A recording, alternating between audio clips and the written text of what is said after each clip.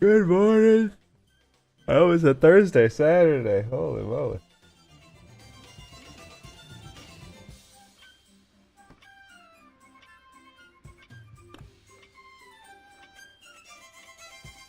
Ugh, I'm glad that we left off where we did the other day. Wow, Alright, well I guess it's not quite as bad as it's been in the past, but I was looking at the drop frame thing again. The past couple of days it's been really good, and now it's, well, no, okay, now it's shooting really, really high up. For whatever reason. I'm going to not put much stock into it, because every time I focus on it too hard, I look at it later on, and everything seems fine. The only thing I can think of is that maybe stream watching side is not so good. But then the VOD is fine.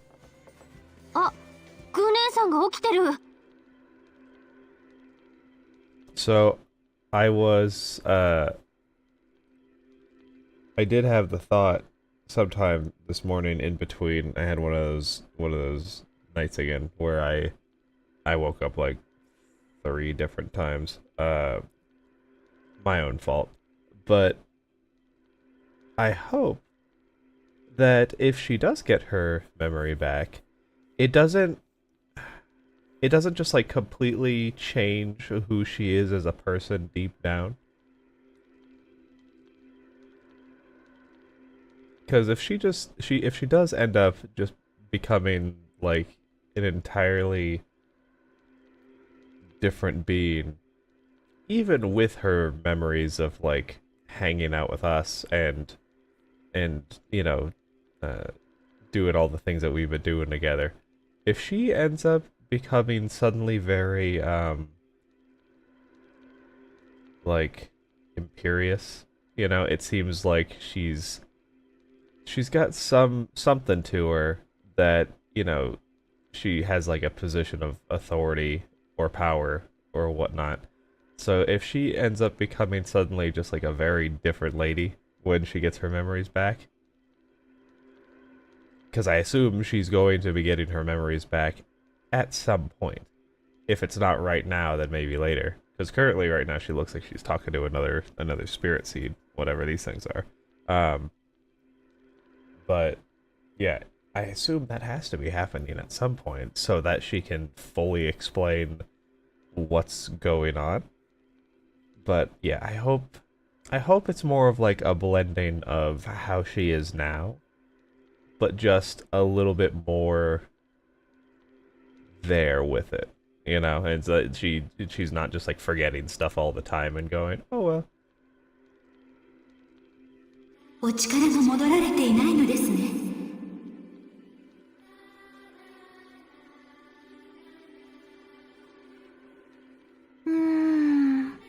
なんだったかしらね。私はレムです。思い出せませんか？ごめんなさいね。空気と話中か。記憶とお力を封印されたのですね。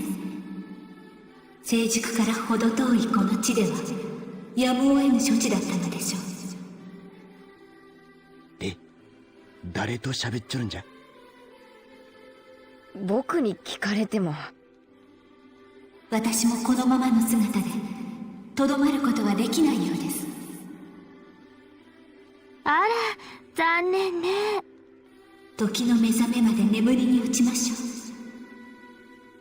その日まで主に光の加護。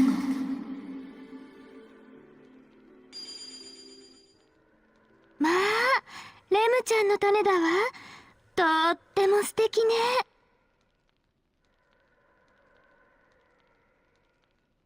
あら、みんなお揃いでどこかへお出かけかしら？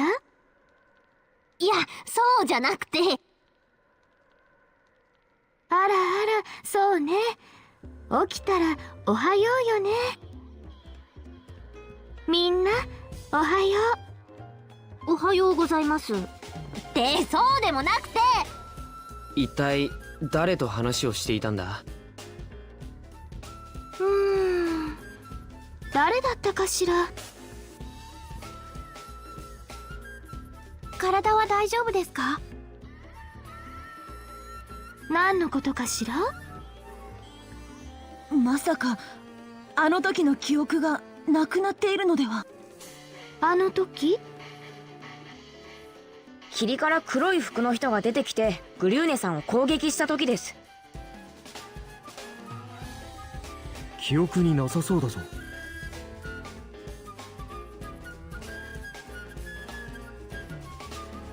あら、もちろん覚えているわよ。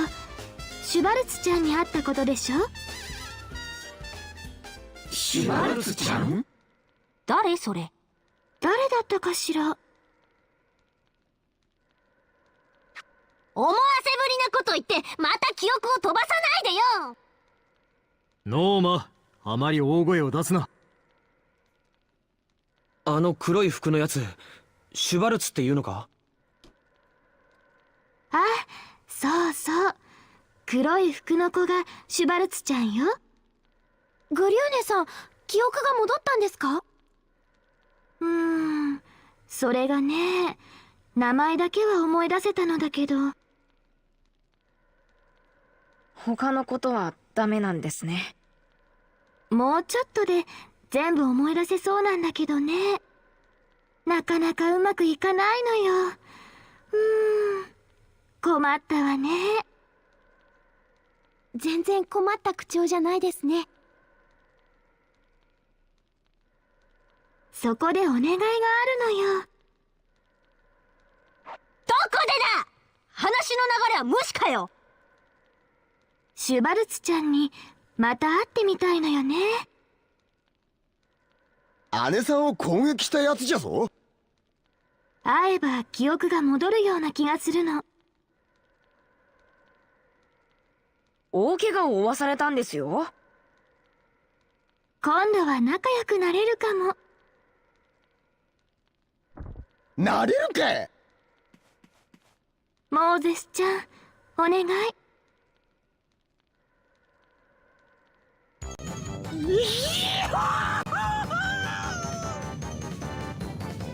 Folded like a wet blanket.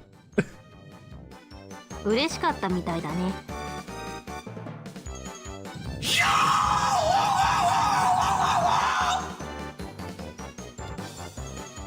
すごく嬉しかったみたいですね。ついにワイの時代の幕開けじゃな。はいはい、バカをやってないで話を進めますよ。シュバルツに会うにしてもどこに行けばいいんですかね。さすがに今回ばかりは僕も情報を集める自信がありません。あら、それなら大丈夫よ。何が大丈夫なんだ？シュバルツちゃんの居場所なら手に取るようにわかるもの。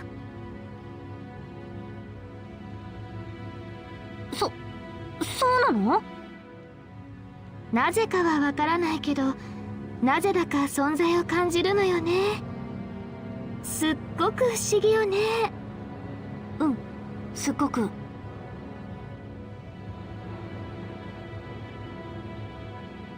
それで今シュバルツはどこに？環境みたいね。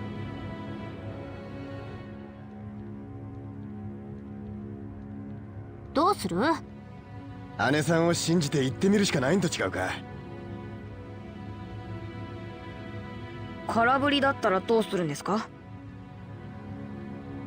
それに、もしグリューネさんの言うことが本当だったとしたら、不用意に近づくのは危険じゃないか？今までに出会ったことのない大きな力を感じましたからね。動きを封じられた原因も分かっていない。むやみに突っ込むのは危険かもしれん。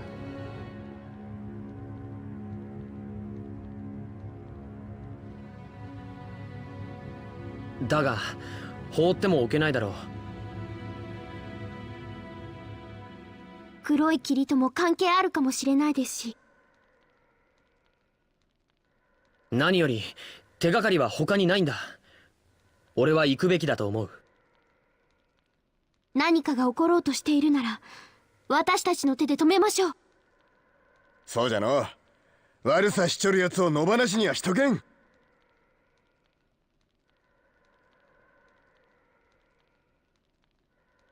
よし、環境へ向かおう。ただしくれぐれも注意は怠るな。ありがとうねお姉さん。みんな大好きよ。抱きしめてあげちゃいたい。お兄ちゃん。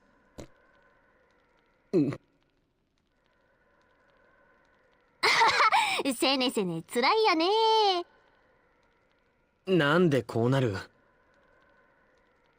愛だよ、愛。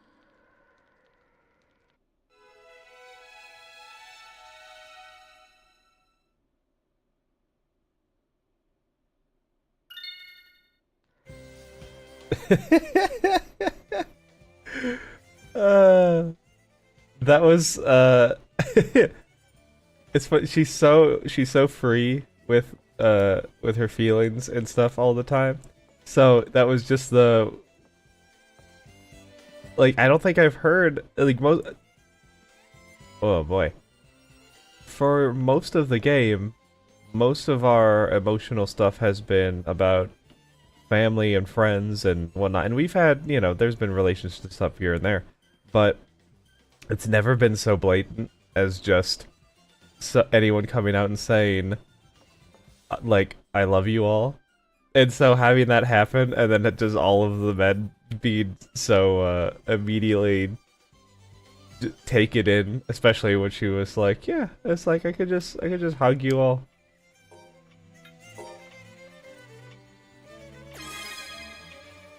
And it's like, yeah, settle. What are you getting all embarrassed for? And he's like, no, everything's fine. And then it turns to fucking Chloe, and even though she's kind of resigned herself, she's still mad about it. It's like, hey, I thought you gave up. You can't be mad at me for that. That's not fair. What am I supposed to do about that? Also, the fact that whether is this like a dragon radar situation where like you can lead us right to her, or is it just no, wait, it flew out of my head because I was so tickled with the end of that scene there. Yeah, no, she knows exactly where she is at all times. So I wonder if she...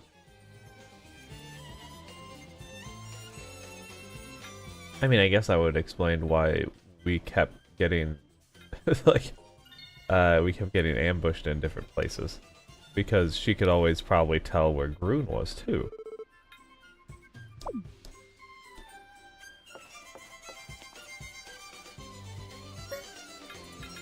I don't know if there's anything I can make. But I gotta look anyway. Okay.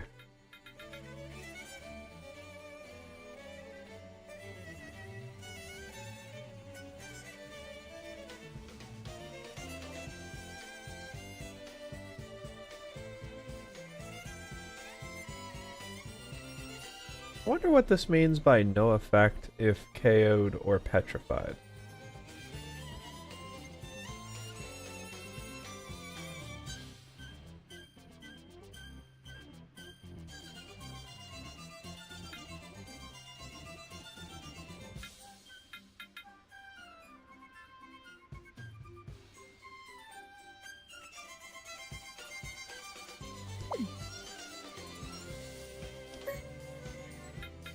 Maybe it would be good to make this.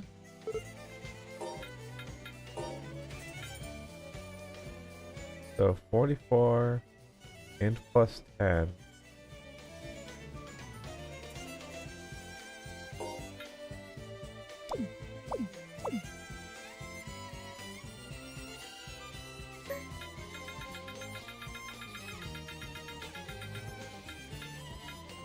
And that's 51, no int, but it periodically restores some TP.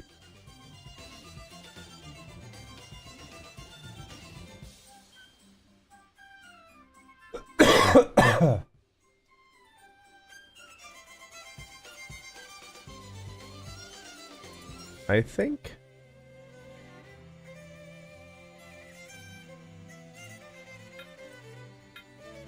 do I want to use the 2 Abe's Woods that I got for that? Because... oh, okay, you need a flag. And I already got that. You don't need anything. I'm pretty sure I got this already. Yeah, definitely got that. And I got that. And I got that. And I got that. Okay, so if I want anything else... the only other thing would be...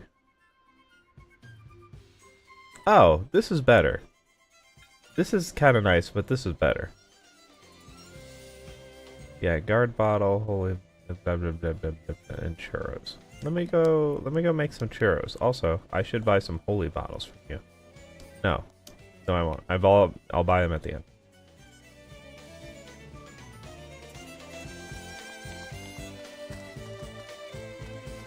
Also, I wonder if... so last time, she suddenly appeared in front of us, but she wasn't like a ghost anymore. She was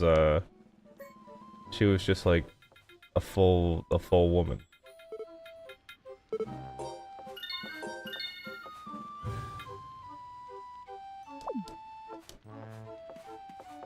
So, has she been gathering strength? Or has she just not bothered until then to actually show up in person? Because I swear the first time we saw her, she still looked all ghostly.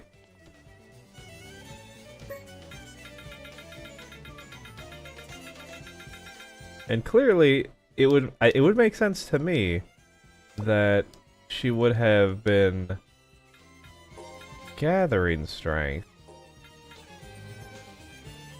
So int is still -10, but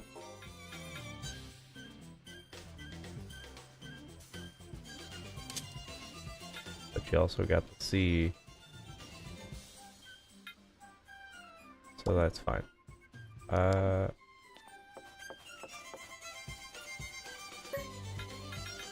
I want more holy bottles.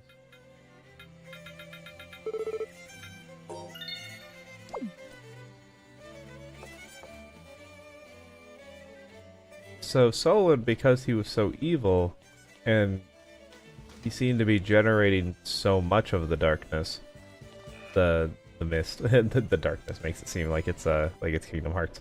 But with that in mind, it does make me wonder if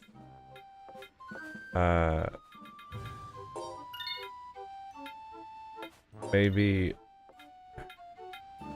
she has been biding her time, which is why she has not been so hands-on with anything. And also, last stream we did get a little bit of a confirmation that, so even though we're seeing her like right there in front of people trying to tempt them, on their end, they're just hearing a voice that's sort of like in the background, and they're like, I wasn't sure it was real. Which makes a lot more sense, especially for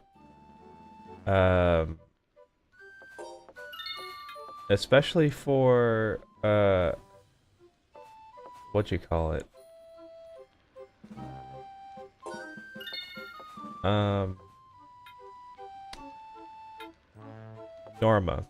Norma, who in particular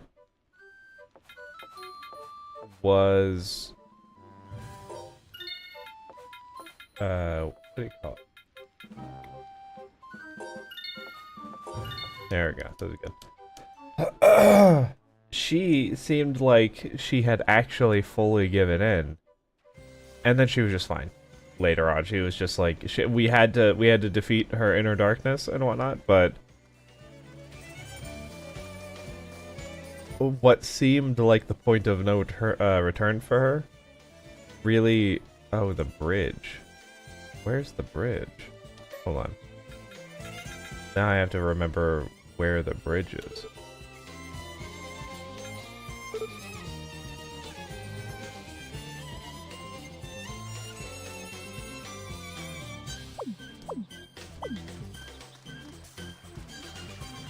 So I think the bridge is over here somewhere, right?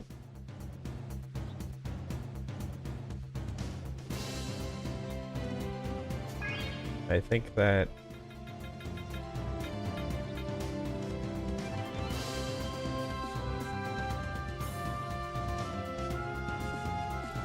I wonder if it would be good to I was looking up a I have it saved in I have this like running tally of a whole bunch of different shit that I just keep open on my desktop. And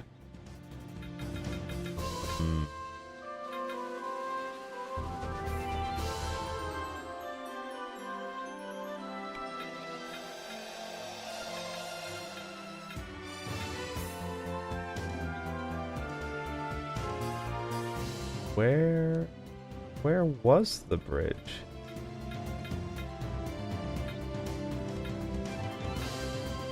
Was it in the ruins of Frozen Light? Hold up. I gotta consult the map.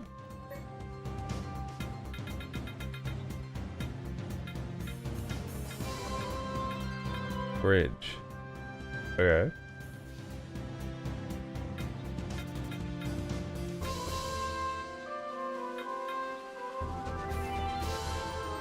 Well, shit, what's next to the bridge? Forest of No Return. Okay. The ruins of Frozen Light were all the way over there, so...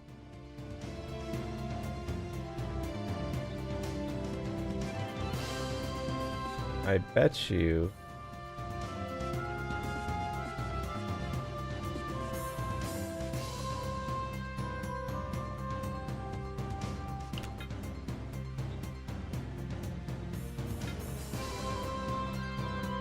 Yeah, if I go to the Forest of No Return, it's gonna put me near the end, I think. Which isn't very helpful. So I think I have to go to the ruins of Frozen Light to go all the way through the damn thing. I think. I guess we'll see when I get there. Maybe it'll give me a cutscene. Anyway. I swear, didn't we just go into this place, though?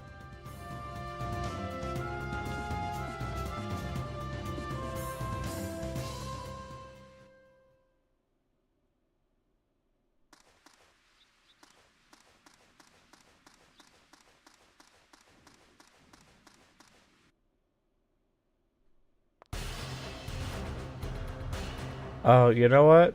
Maybe I'm wrong.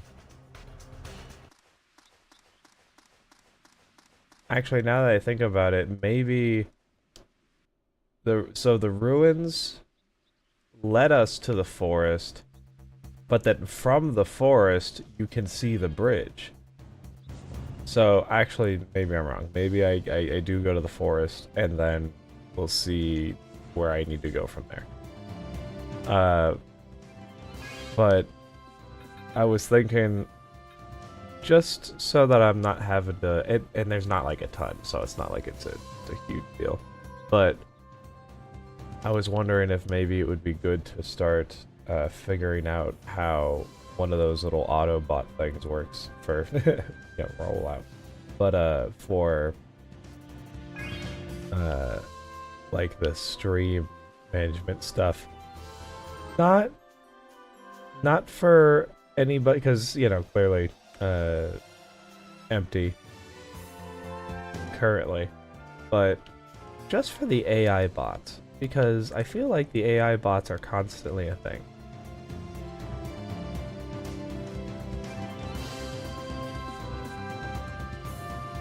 So how do you get over there?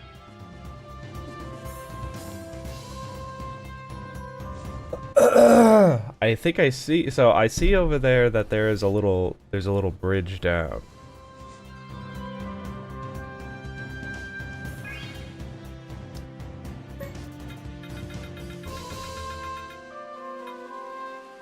Oh, here's the bridge. Man-eaten ruins.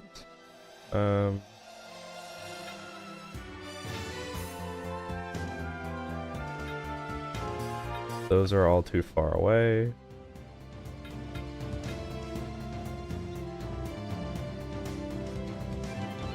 This is the Hermitage.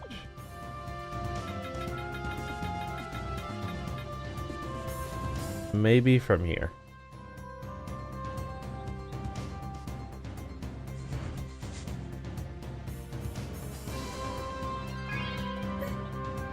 Okay, so I'm currently here. Oh, I wish I could zoom the map out and not have it be such a pain in the butt. This looks like an up direction. So let's go, we'll go up here. Then I'll just hope to God I had the right one. Why would this big dragon hang out with this little tiny chicken?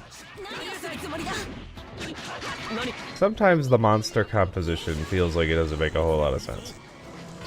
Almost like they're just throwing them in wherever they feel like. But no, it couldn't be.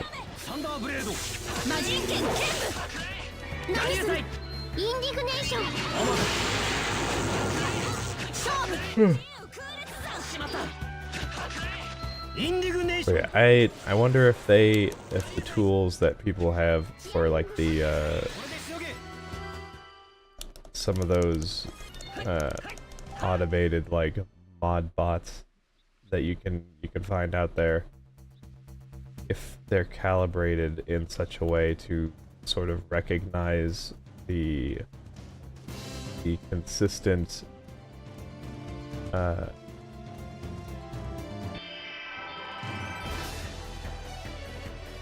like messaging that you would normally see from people just like advertising like fake viewers and stuff.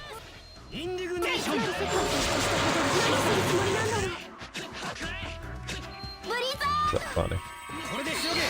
I wonder if there are literally, because clearly they are, right? Because they, although I guess not now because people have been trying to crack down on that kind of thing. But I wonder if there were people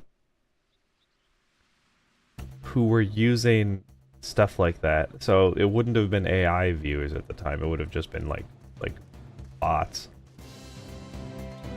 Not necessarily like AI in the way that I'm thinking of it anyway. I don't know. Well, I mean, I guess what would the difference be? Just a larger pool of fake reactions to stuff compared to like a regular bot that's like programmed to do like maybe they would have like a database of responses, whereas an AI viewer could generate new things to say, maybe even like based off of something that it has access to being part of the chat. It would be able to sort of pretend more that it's like real. But so when it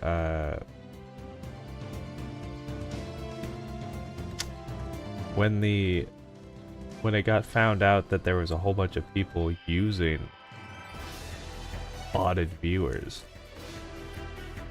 were there people out there that had just like I don't know how many people, like, you clearly you wouldn't want to do too many, if you're trying to be, you know, duplicitous like that, to lure in people. But were there people out there with like, maybe like 75 to 100 fake bot viewers, and it wasn't pulling in anyone extra, and so they were just sitting there with, you know, doing whatever it is that they were doing. You know, maybe they weren't even playing games, but then they just had all these bots just saying whatever in their chat.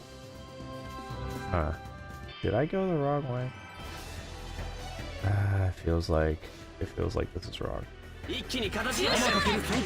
And of course, I'm gonna throw a holy bottle on after this. Like, I don't want to be walking around running into so many things when I don't even know where I'm supposed to be going. Why doesn't it just allow me to go right to... I wonder if maybe am I the problem? Should I have just gone to the tram?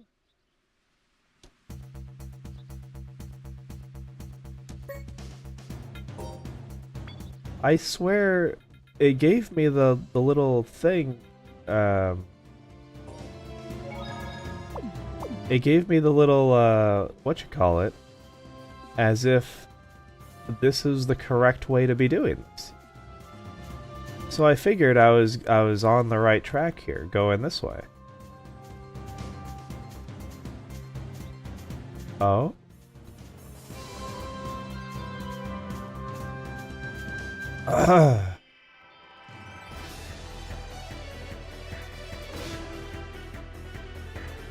I think I saw it on the map just now. I saw a red dot on the map.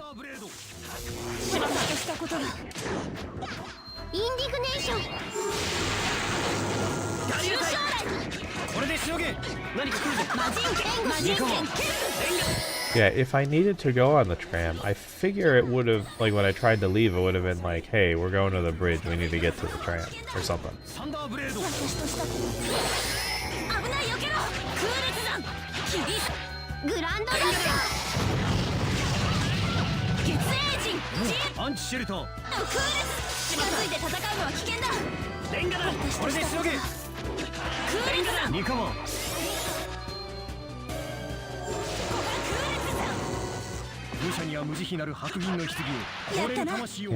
Yep.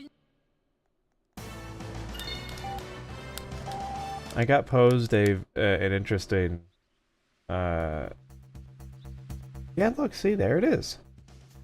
How do I get over there? There's this, like, big fuck-off mountain range in the way.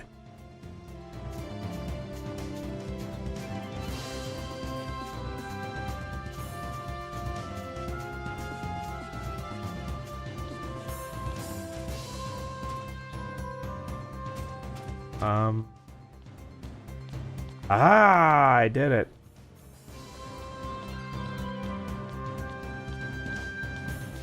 So fucking good at video games. Actually, it might be going to a cutscene here. Yeah. シュバルツちゃん、まだここにいるみたい。シュバルツが本当にいるなら何が起こるかわからない。気をつけて進もう。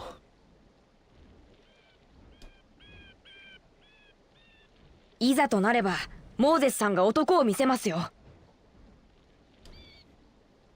おう、ワイに任せとけ。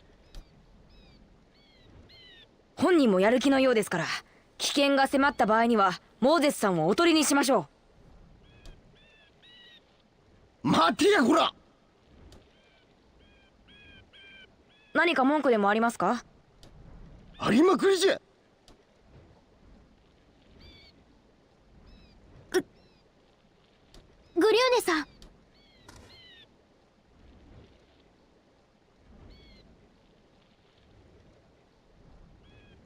最近多いのよね。頭が痛くなるの。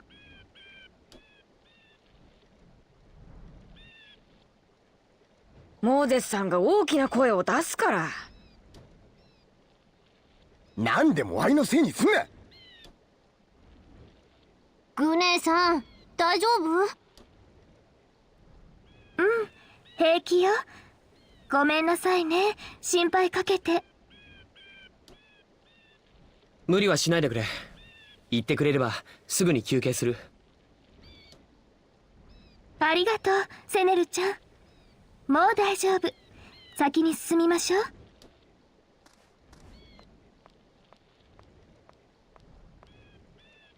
あー、待てよ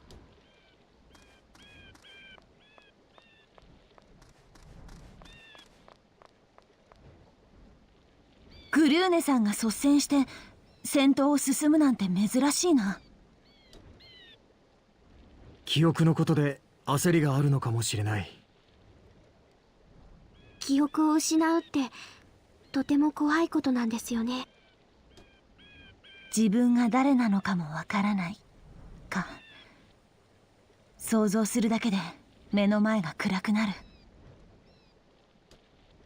背の字はよ今回。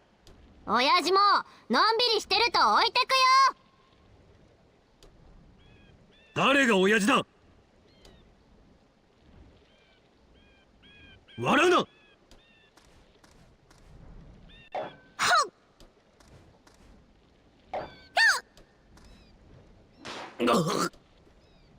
おい、俺だけ音が違ったぞ。I was gonna say, why did it sound different when you when you hit him?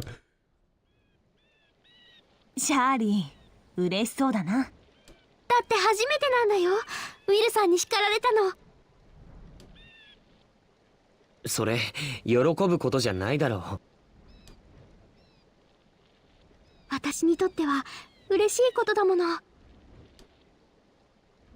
無駄話をしていないで先に進むぞ。わかったよ。It sounded different when you hit me. What the fuck, dude? Also, oh yeah, that's right, it's this fucking place. Also, that was very cute of Shirley, just to be like, oh my god, he finally scolded me.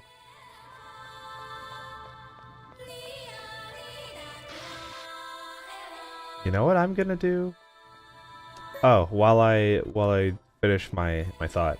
So, we're gonna use these.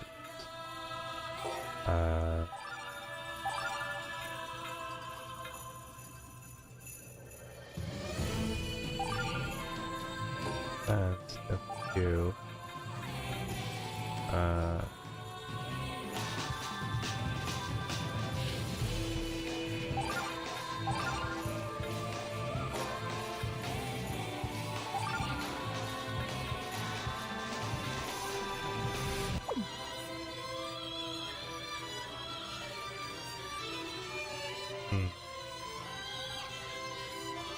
I think I want to keep Chloe here, and I'm just gonna hope that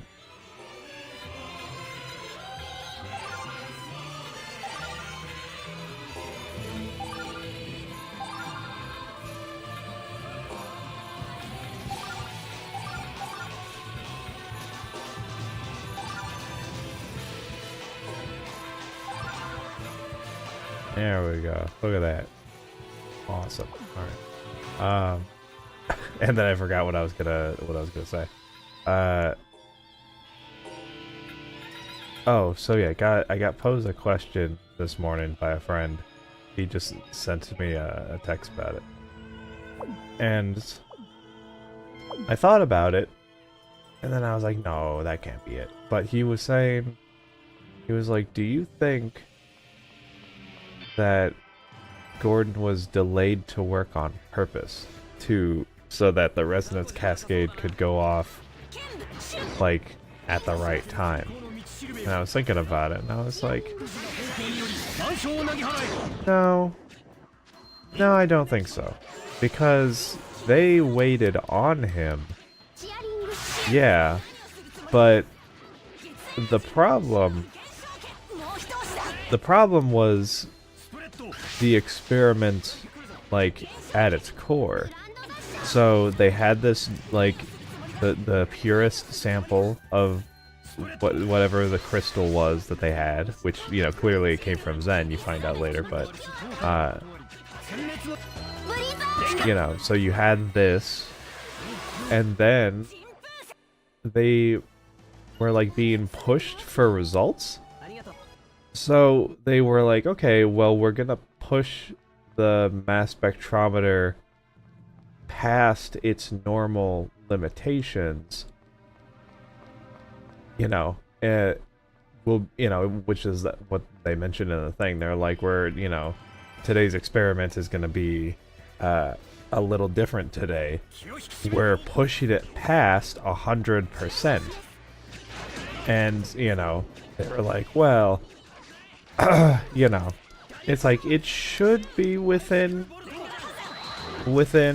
acceptable bounds, you know, but we can't hold it there very long.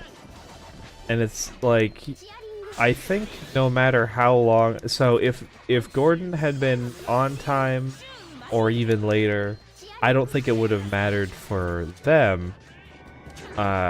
Honestly, if he was on time, it probably wouldn't have made a difference. But if he was later, that could have actually saved the Earth, because maybe whatever, like, boot up time it takes that they held it at, they would have had to shut it down and been like, all right, well, you were, like, instead of being, you know, what, I don't remember if they mentioned how late he was, but if he had been, like, so late that they had to be like, all right, well, we're gonna have to restart this by, like, booting everything down, double checking that that everything is working correctly, like the way that it should, and then we'll start this up again another time. If that's the only thing that would have happened, I think, as far as timing goes. But no matter what, I think once you put that crystal in the beam with the mass spectrometer being pushed past its limits the way that it was, to try to get whatever result that I guess that they were trying to find, and they couldn't seem to do otherwise, I think that was going to happen no matter what. I don't think the timing really had anything to do with it. And clearly the crystal itself, too, was also part of the problem, because that came directly from G-Man. We know that. That's in the game.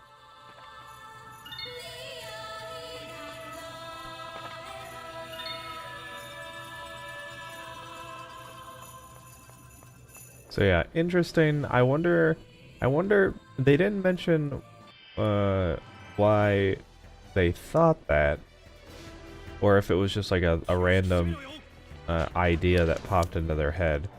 But if there are people that think of that, I wonder where the idea is coming from.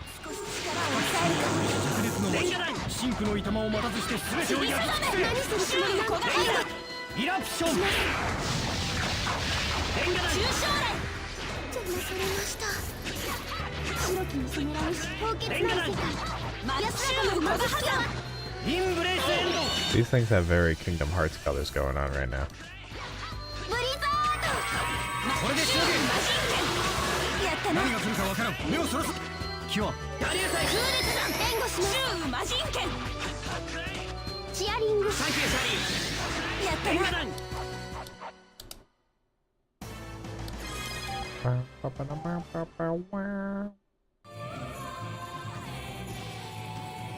Definitely to the left.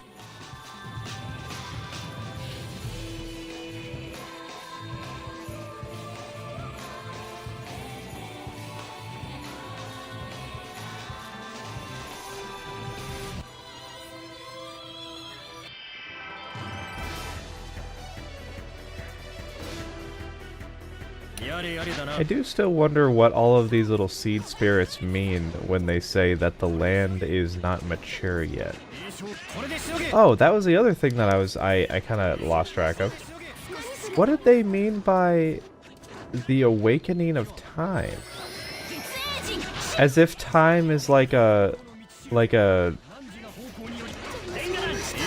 construct that can be absent, almost.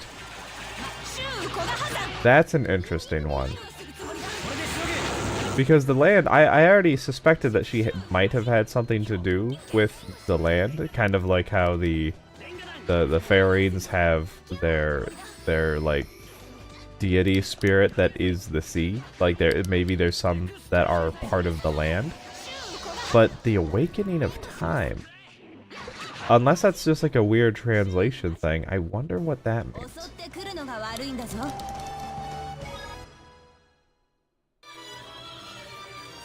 Because I can't imagine what, like for time, I can't imagine what she would have anything to do with.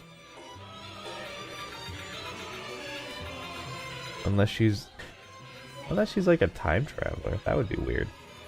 I don't know if that would make any sense.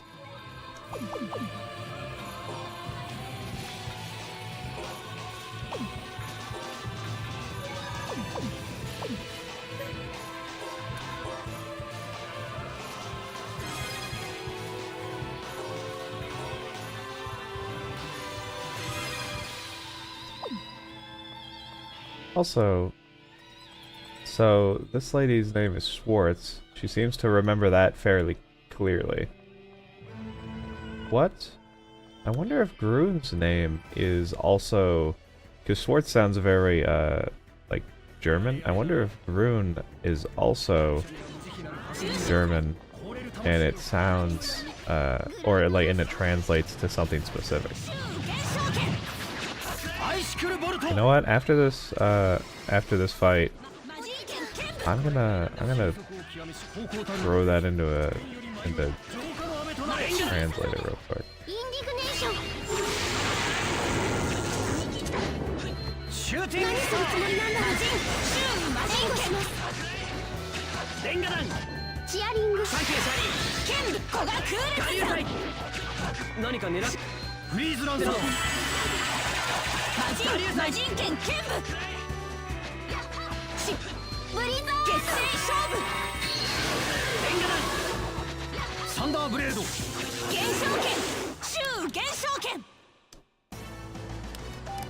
Okay. Real fast.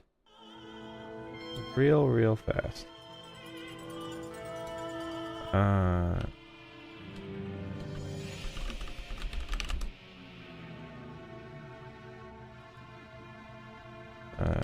How do you spell this? Sports?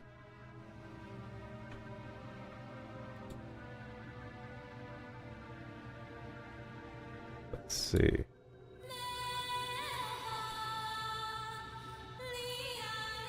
Alright. Nope.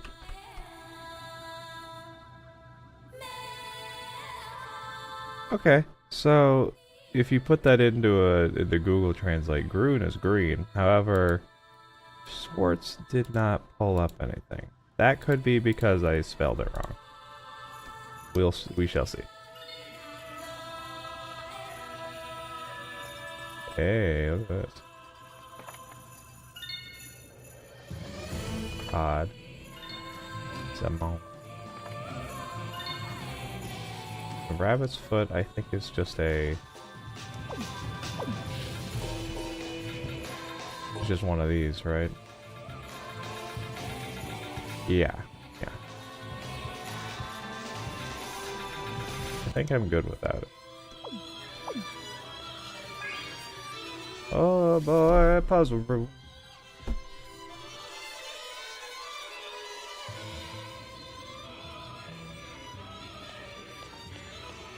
Oh. I swear to God. I'm pretty sure this is the exact same one that I ran into, and I didn't realize that I could push and pull these blocks. Okay. What was the issue again?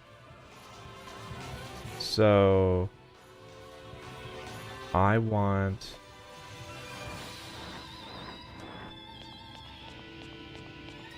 So no matter what, this has to go here, because I gotta get over here.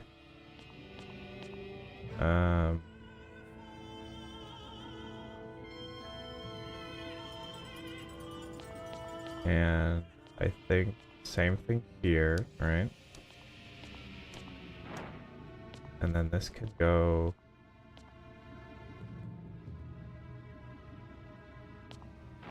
up.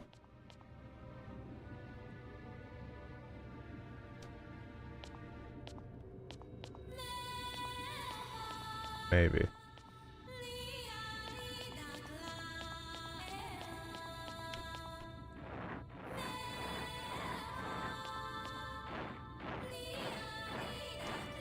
Okay, so I think I have to do this one because I have to have a way to get around.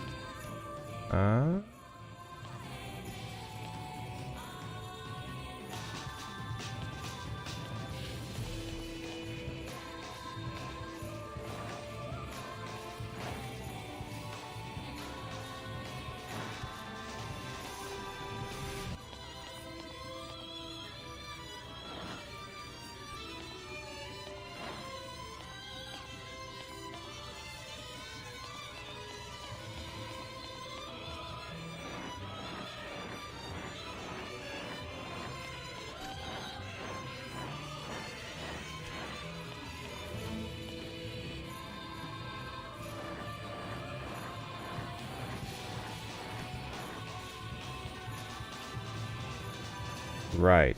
Okay. Yeah, so that's why this is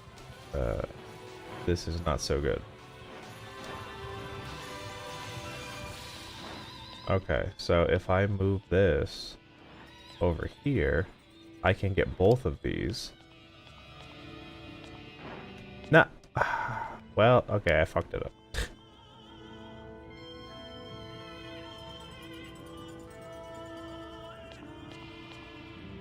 Yeah, okay. This just doesn't work anymore.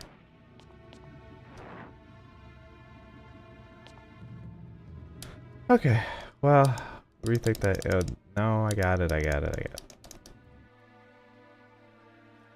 Yeah, so I want some of this stuff to be... So, we're gonna do this, and then we're gonna do this. There we go.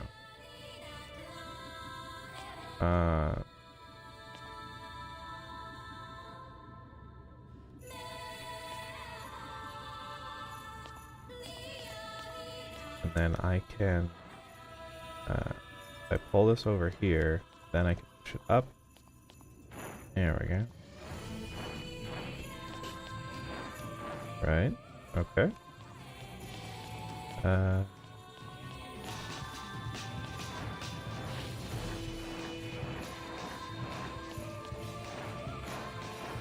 I feel like I remember not needing to get every single block.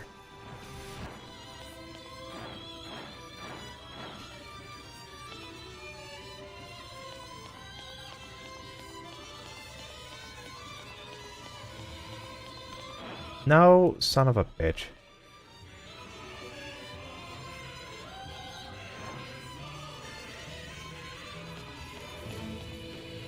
Yeah, damn it.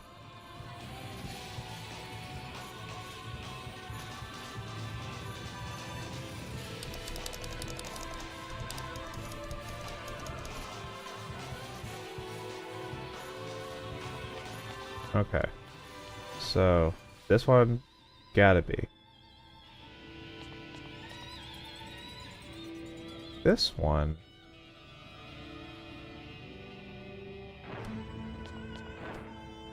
There we go. We'll do it like that. Now this one.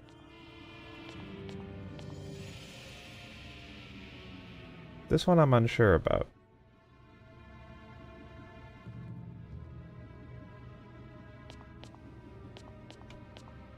It's funny that I did this once before, although it took a little while. But now that I know from the very beginning that I can push and pull, I'm still running into problems. So I want one to be able to go, oh, well, there we go. Yeah, because I need this no matter what.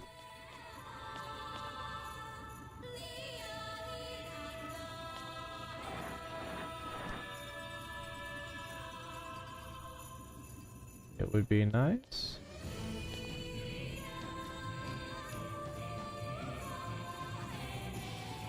I'm just gonna move you out of the way real quick.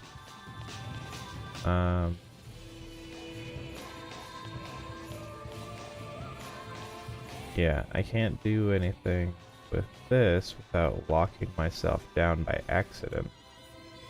So...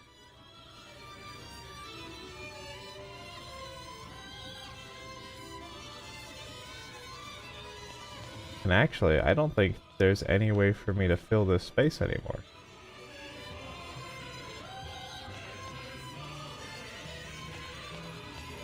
Huh. So the only way I'd be able to do that is if I took one of these blocks. Can you please? So if I took this block and put it here, then I'd be able to maneuver that there. I'd be able to take those two and put them there. We'll see how this works.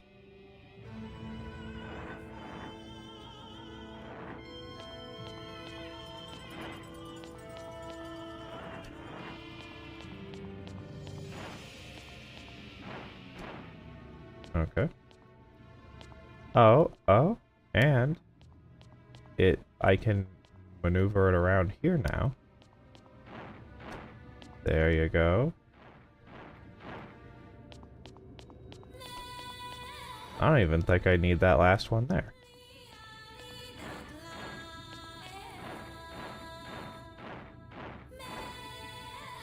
Because I think I just go all the way around, I grab this guy, and then I'm good, yeah. Awesome.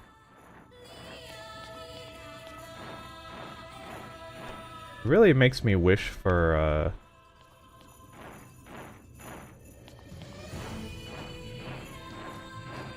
just like, when I finally get into, playing through all the Half-Life / Portal games and stuff again. After this.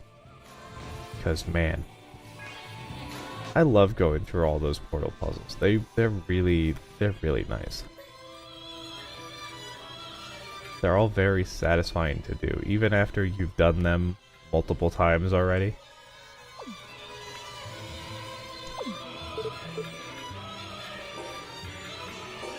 Alright, we're gonna leave Chloe in the thing, because I'm gonna guess... Well... So, I don't know if we're gonna end up fighting her here. She's probably going to be more magic-based. グネさん、少し休憩しよ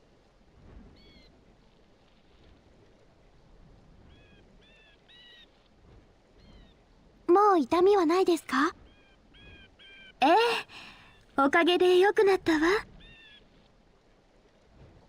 記憶が戻る前触れなのかもしれないな。そうじゃとええの。そうだ、記憶が戻ったら盛大に記念パーティーしようよ。それはいい考えだな。ハリエットが喜びそうだ。ハッチの料理を喜ぶのってグー姉さんだけだからね。記憶が戻ると同時に味覚も正常化するかもしれませんよ。それは困るな。グリューネさんは最後の砦だ。とか言ってもビルッチなら全部自分で食べるっしょ、親バカだから。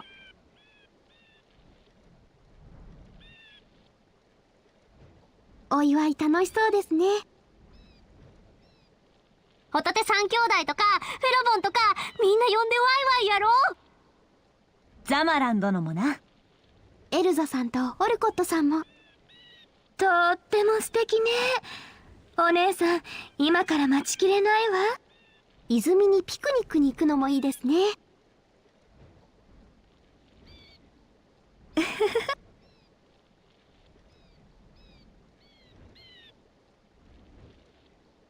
みんなとっても仲良しで、お姉さんとっても嬉しいわ。みんなと一緒の時間がいつまでも続けばいいわね。今を守るためなら俺はどこまでも戦える。誰かに俺たちの時間を奪わせたりはしない。いつか来るにしても別れは旅立ちであるべきなんじゃ。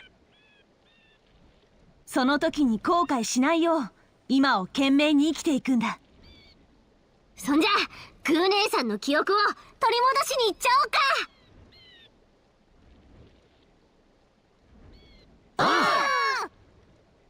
Oh my god, that's cute. Now everybody is actually doing it. That's adorable. I feel like that was the flaggiest of red flags, right? You're not gonna like kill anybody, are you? There's no way. Not after all of the things that we've gone through in this game with all the character quests and like fleshing all these people out. There's no way that like you kill somebody, right? I can't imagine them doing that at like the 11th hour here. That would be insane. You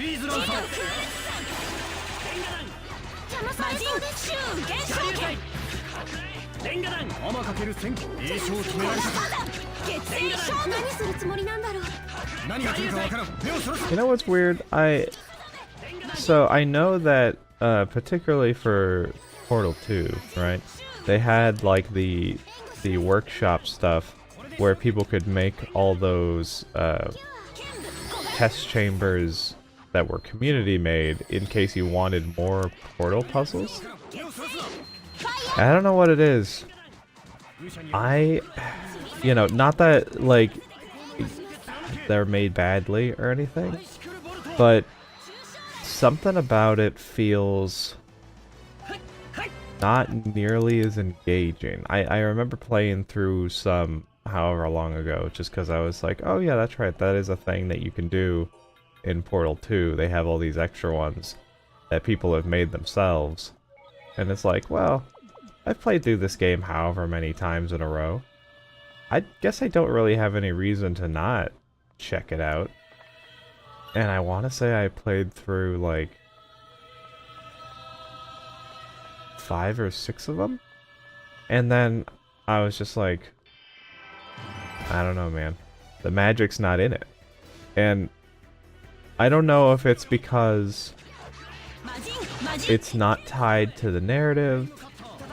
I don't know if it's because they're so singular, they feel like they just exist in like a null space, whereas even Portal 1, when you didn't like, you know, you were sort of figuring things out as you went along about like the situation you were in and the AI robot talking to you, and you know whether or not you should be trusting it or not. The world felt like you actually existed in it, and I think because there is like a progression to things of, you know, from beginning to end. And I mean, even if you like choose a chapter select, it's only ever gonna feel like it's disconnected if you hadn't played it before. 私も少しは成長したのかな。ずっと頼もしくなったよ。あ、違うの。そうじゃなくて。シャーリー？ごめん。私もう行くね。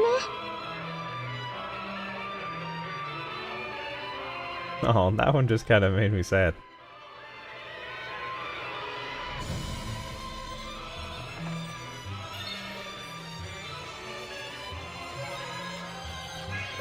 There we go.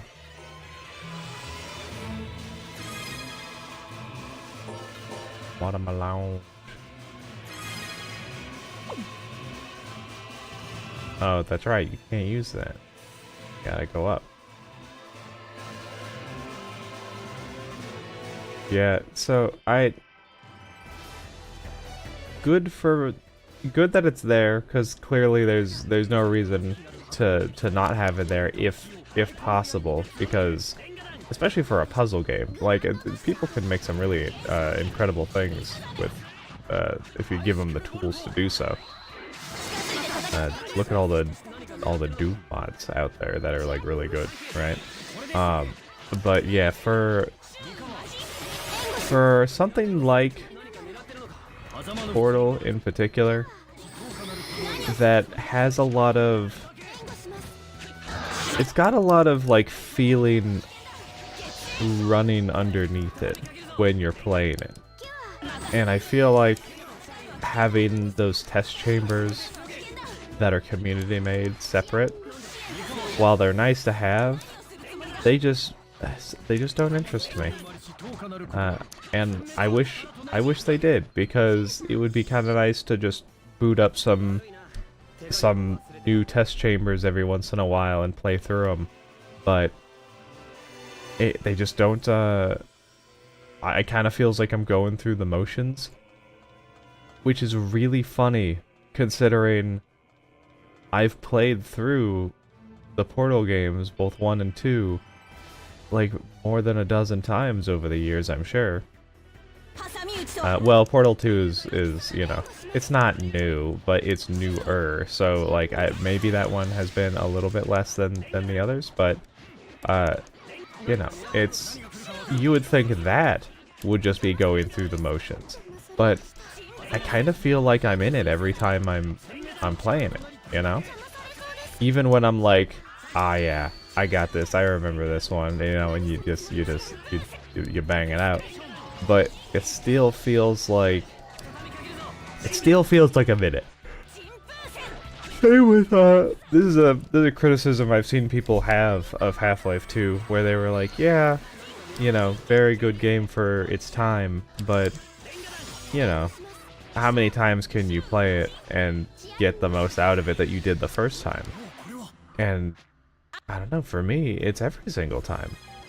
I never get, when I replay Half-Life 2, I never get to a point and go, this is the part that I hate the most, and I wish I could just skip it. Like,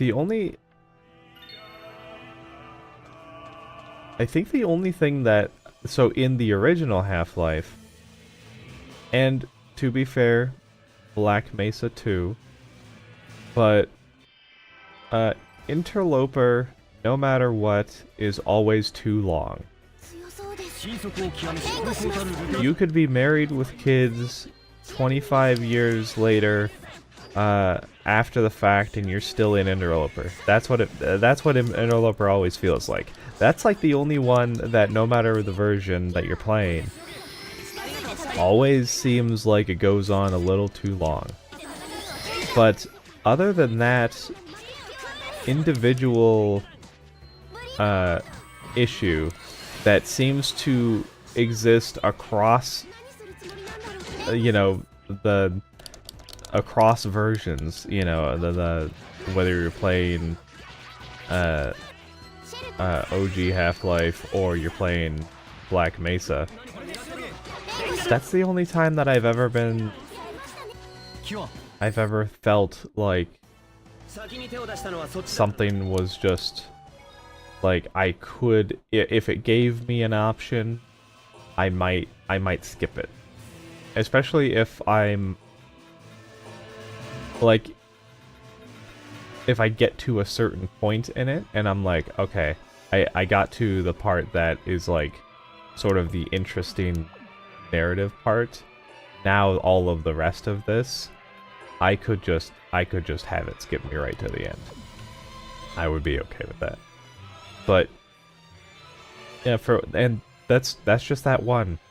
I don't even hate On a Rail that much. I know a lot of people have an issue with On a Rail, but I don't mind On a Rail nearly as much as I mind Interloper. Interloper's just something about it always just seems like it's always just a little too long. But yeah, Half-Life 2 never had that problem. It's always the pace always feels perfect. And of course, as you continue to play the same game, however, you revisit it however many times, you don't get like speed run fast at it maybe, but you do get sort of familiar with the ebb and flow of the game, where you're like, okay, yeah, I can knock this out in like the minimum time it takes to beat the game, because I know what I'm doing. But I always stick around to listen to everybody's dialogue and whatnot still, because that's when I'm playing the Half-Life games. I'm not like, okay, yeah, I wanna just kill some shit. I want to like live in the world again for the not as in like, it's not like, oh yeah, what world do you want to live in, because obviously Half-Life would be a nightmare, but the experience of playing the game back when I first played it, that's what I'm, whenever I'm playing it, I'm sort of trying to enshroud myself in as many times, which is why, yearly seems to be like a good way to fucking birds outside. There's so much sun, I can see it through the little peak in the blinds. The shadows are like flap flap flap flap. But yeah, yearly, seriously, right before the elevator, seems to be a good time frame for putting it down for a bit and sort of not like forgetting it, but letting that desire build, where you go, I really want to play it again. I really want to just like ensconce myself. Ensconce? I want to wrap myself in that feeling again. The world, the characters, just like the sounds. Same reason, same like I was mentioning yesterday with the time stop sounds. Looking back. 私たちも随分と多くの戦闘を重ねてきたものだな。言われてみればそうだな。足手まといのモーゼスさんにもおとりという仕事ができましたしね。そがーな仕事できとらんわい。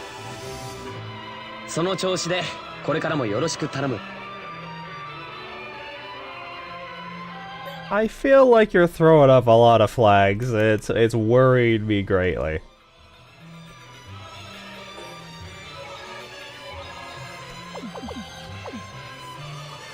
But yeah, I just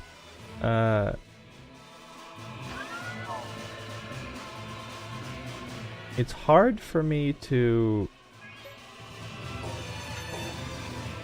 it's a hard thing to describe, because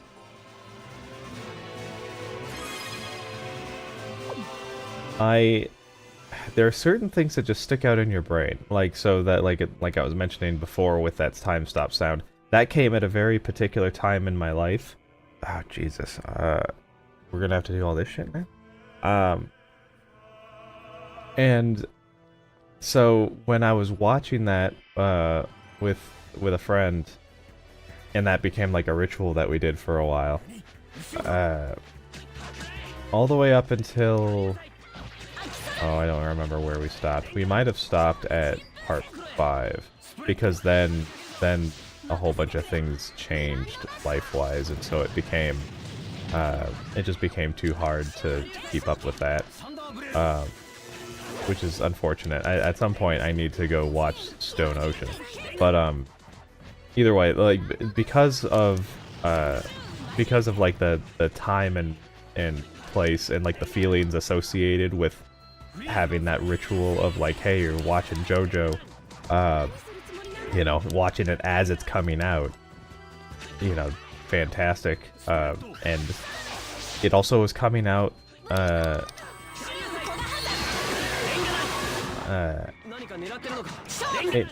so I have a lot of things that when memories get tied to them, they also sort of get tied to seasons.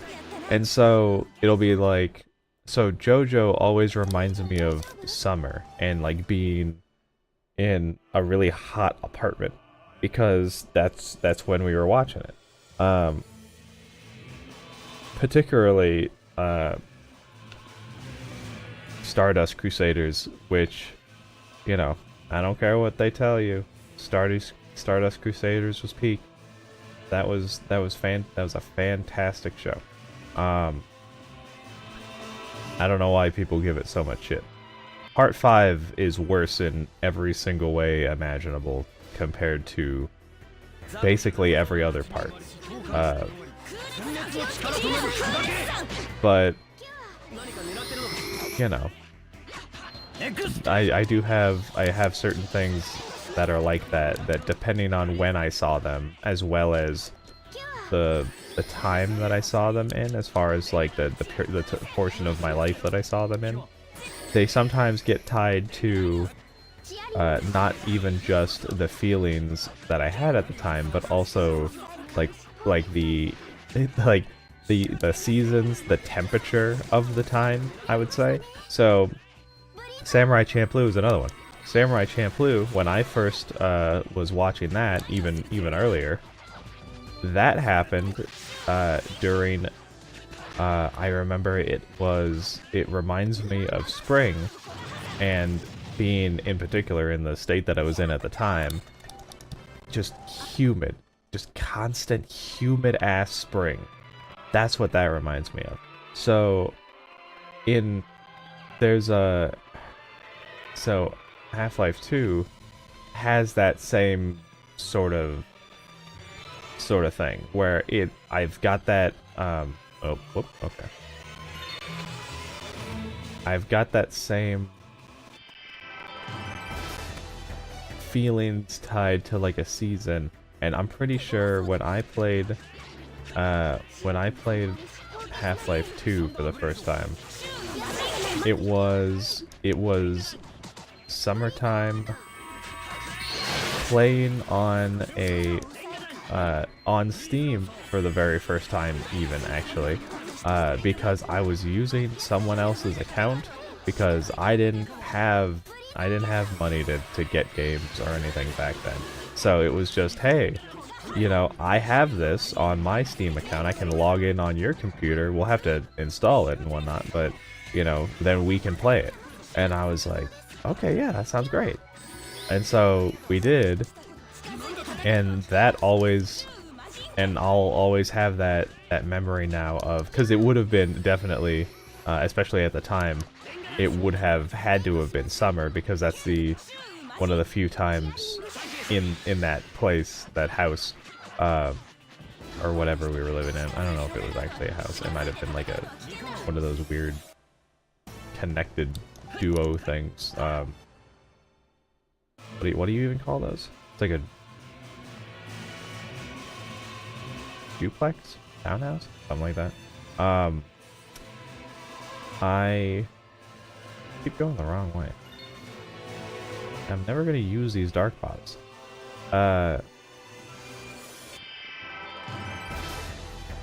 yeah, I remember that very vividly.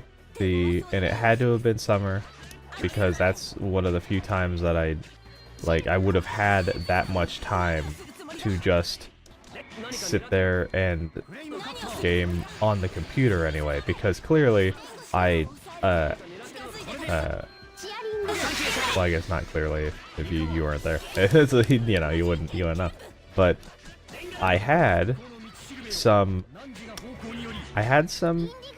consoles at the time, and that's where the in-between, when I, wasn't fucking doing homework or anything, either because I was done with it, or when it got later on in my life and I just gave up on homework because I was like, I don't know why I'm doing any of this shit.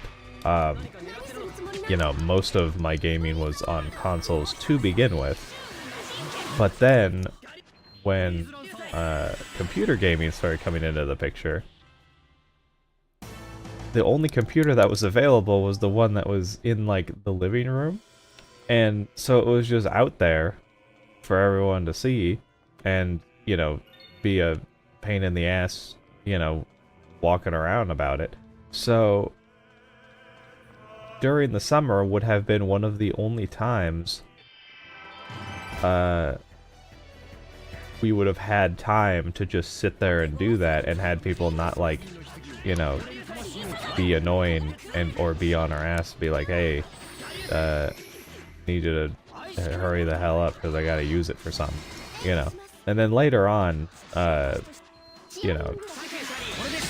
got my own, and then things just sort of took off from there. But yeah, so that's another one that's definitely tied to summer. I'm trying to think of what other games. Like, Luigi's Mansion always reminds me of winter. Winter or autumn, I guess, one of the two.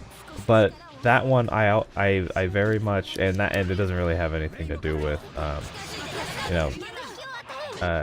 and it's not just because it was a spooky game, but because I remember it was one of those games that I played a lot when I wasn't sure, I didn't have anything else that I wanted to do outside.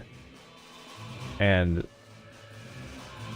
I would play it for a while, and then I'd be like, alright, I kind of got stuck. And then I would put it down, and then I would pick it back up again, and then I'd be like, alright, I kind of want to, it's like, I'm trying to find the boo. I don't want to go to the next part, but eventually I'll have to. I'm just going to put it down for a while, and then I put it down for a while, and I come back to it. And so that one always holds like a winter temperature memory for me. And I think did I mention this on another stream? Luigi's Mansion is always funny to me as like a memory, because I remember I got really frustrated on one part, and then I put it down for a really long time once. It was like 6 months or something. And then I picked it back up finally, and I had like, I don't know, 10, 15, 20 minutes left of the game. Something like that.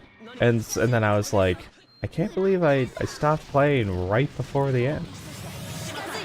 Whatever it was I got frustrated at, it was like so close to the end that, like, you sit down to play a game, unless you're, you're mobile gaming or something, I guess. You're expecting to be sort of occupied for a little while, so to have it just be like, alright, yeah, I guess, here you go, here are the credits. After, 20 to 30 minutes, give or take. It was like, oh, well, shit. What do I do now? And then you gotta find something else to do.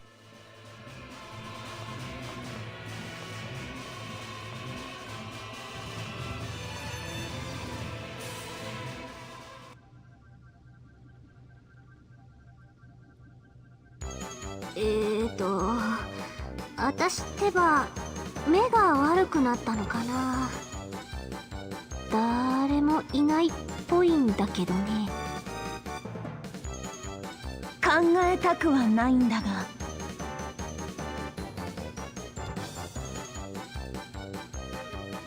空振りじゃったんか。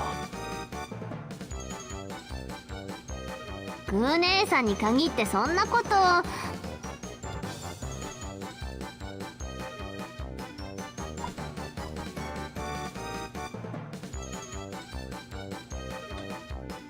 Sorry, I was pouring more drink.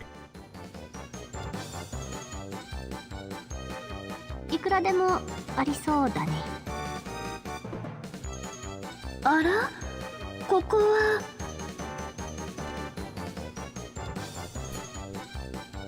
先を聞きたくないと思うのは考えすぎか。大丈夫ですよ。あれだけ自信満々だったんですから。きっと。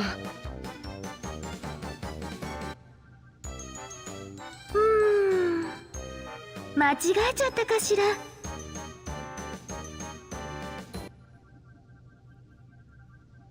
ちょっと待てー。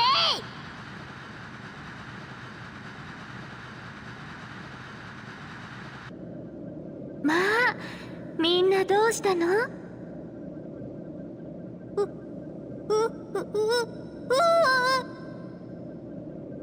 ノーマちゃん、それは新しい遊びかしら？とっても楽しそうね。後ろ。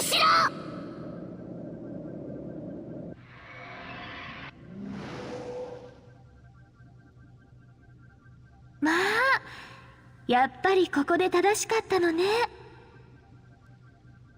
どう？お姉さん、偉いかしら？偉いからこっち向かないで。何されるかわからないっしょ。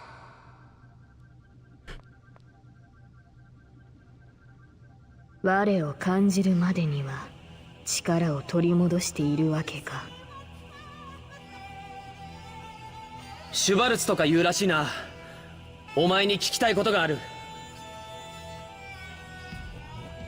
人の子よ、言葉をわきまえよ。黒い霧はお前の仕業なのか？答えんかい。それによっちゃ痛い目見せちゃうぞ。人の子よ、わきまえよ。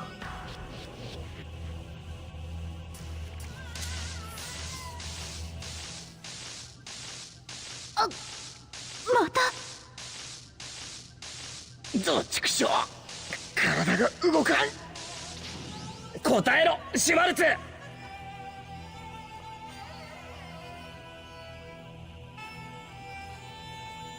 あなたに聞きたいことがあるの。時が来たればグリューネは全てを取り戻す。その時を待つがよい。グリューネさん、不用意に近づくな。なして体が言うことを聞かんのじゃ。ワイの体じゃったら動かんかい。哀れだな、グリューネよ。我が誰かもわからぬとは。あなたはシュバルツちゃんでしょ？7度意味を持たぬ。教えてくれないかしら。あなたは誰？私は誰なの？時が全てを教えるだろう。世界が虚無に帰った後に全てを知るやもしれぬがな。黒い霧はあなたの仕業なんですか？霧は我そのもの。我は霧そのもの。要するに我が悪の黒幕かい。ちゃったら成敗しちゃる。人の子よ、わきまえよと教えた。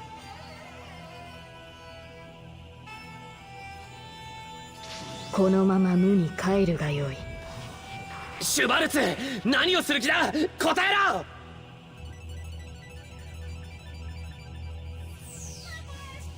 シュバルツ。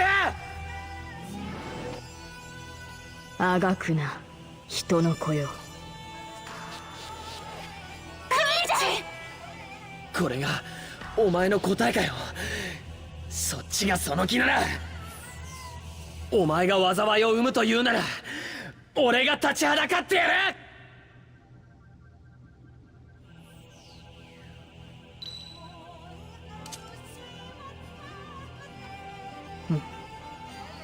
この光、ほうじゃ、わいらにゃこの無敵の清掃術がある。強い光、忌々しい力だ。この子らがグリューネの希望の種か。ならばここで無に帰るがよい。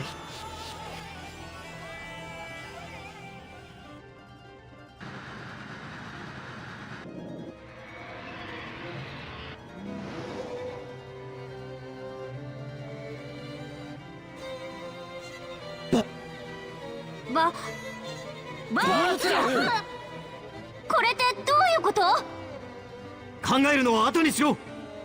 目の前の敵を倒すのが先だ。 Oh boy. So is it gonna be her and Vaclav, or is it just Vaclav? I guess it's just Vaclav. Dark Vaclav. Dark Clav.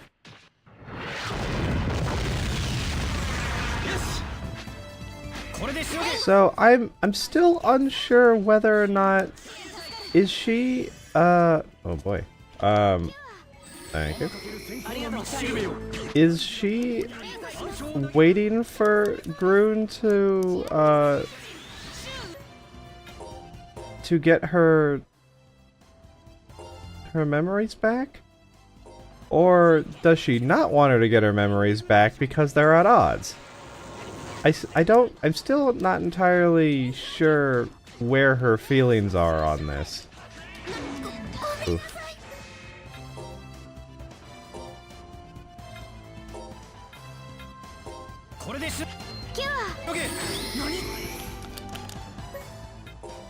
Cool.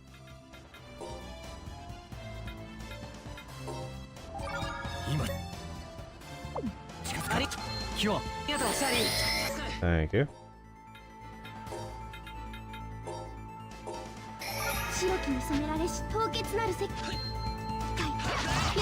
Ow. Oh boy, okay. Life bottle on Chloe again.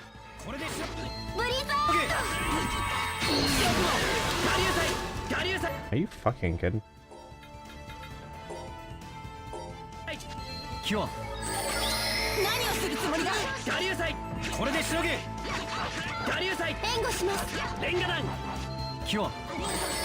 There we go.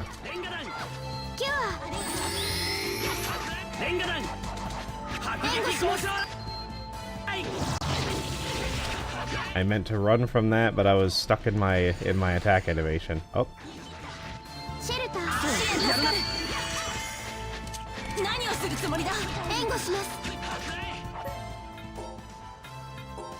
I'm going to lemon on myself.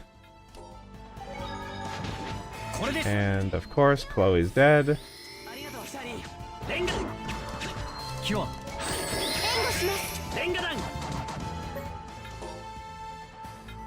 You know what? Surely you can life bottle Chloe.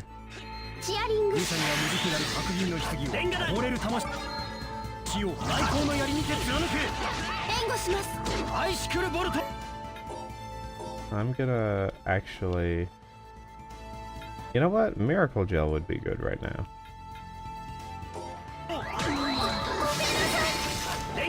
You know what, Chloe? It's too much trouble keeping you alive. She really just... Thank you.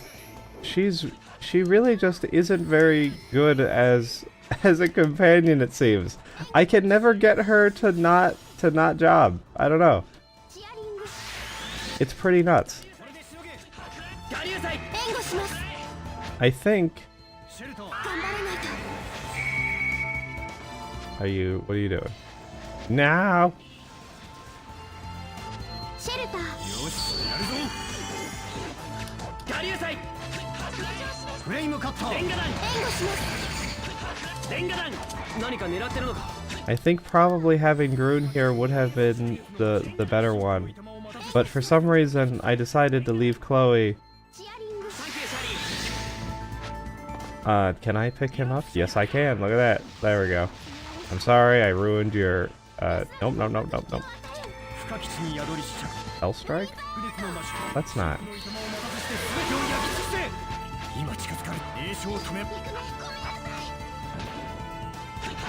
何か狙ってるのか。レンガ弾援護します。 Wow. Okay. Well, now that one definitely needs to be done. 何するつもりなんだろう。キュア。 Oh, come the fuck on.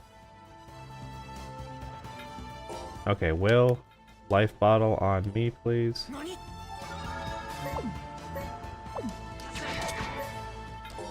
And I'm going to Miracle Gel myself, because it's the only person I can trust.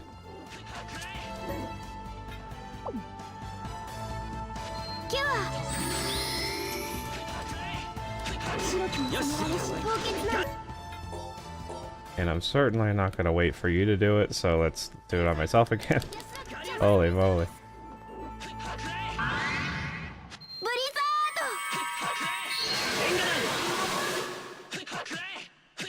レンガ弾我流祭援護します。レンガ弾よし。お兄ちゃんありがとう。 Oh, come on. キュ Okay, well, that's good. Ow. レンガ弾ア。インディグネーション。 So, there's this very consistent drone happening in the background. And I don't know if that's the music fucking up, or if that's really just how this background track sounds. レンガ弾何か狙ってるのか。アンチシールド。 Yeah, I don't know. I really can't tell. インディグネーション。 今近づかれても。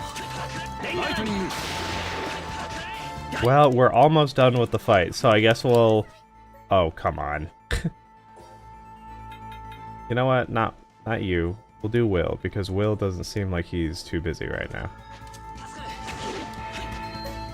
Oh? Thank you.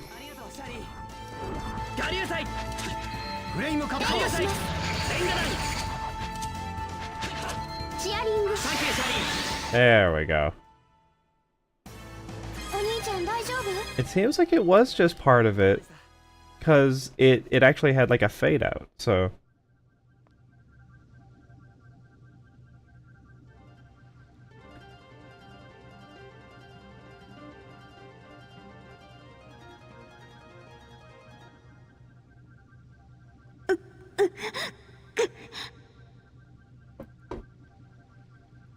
グネさん、また頭痛いの？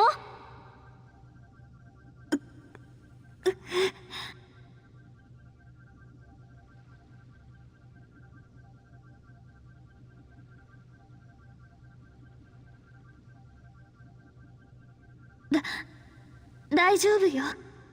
何か思い出せましたか？何も思い出せないわ。ごめんなさいね。そっか、残念。シュバルツはいつの間に消えたんですかね。どっちくしゅう。今度会うたらただじゃ済ません。もうここにはいないのか。近くにはいないみたいね。一体シュバルツとは何者なんだ。なんだか疲れちゃったわね。ベッドでお休みしたいわ。いつまでもここにおっても仕方なかろう。町に戻ろうか。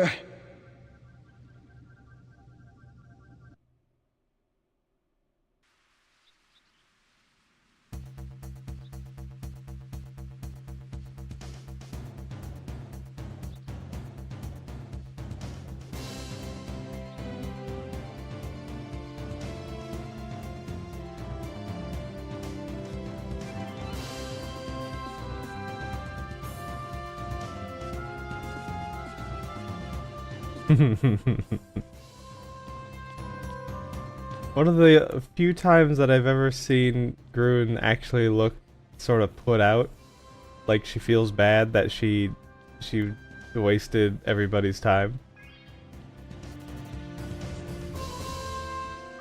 I don't know how. So it seems like we can break free from her her little binding spell. So that's good. We just need to be able to do it more consistently and immediately.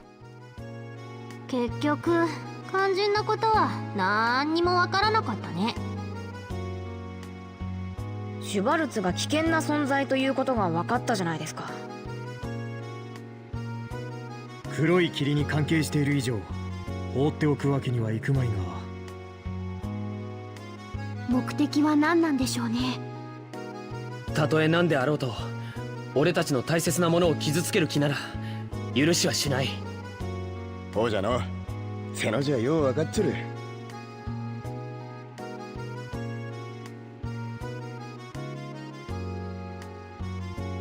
グリューネさん、何か気になることでも？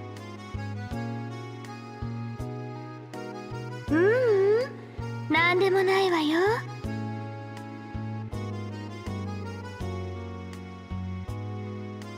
私も疲れた。今日は寝よう寝よう。ほうじゃの。明日にでもまた考えるか。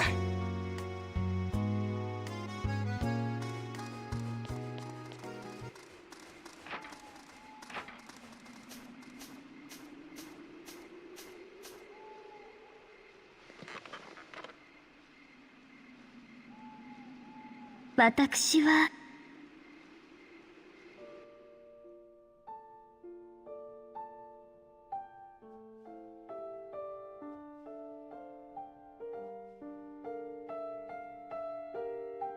私のすべきことをやっと思い出したのね。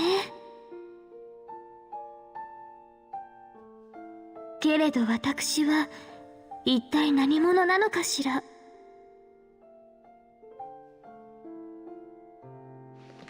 それがわからないのよね。どうしてかしらね。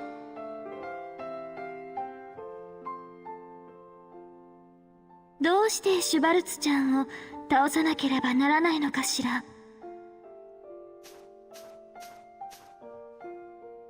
またわからないことが増えてきてしまったわね。思い出さない方が幸せなのかしら。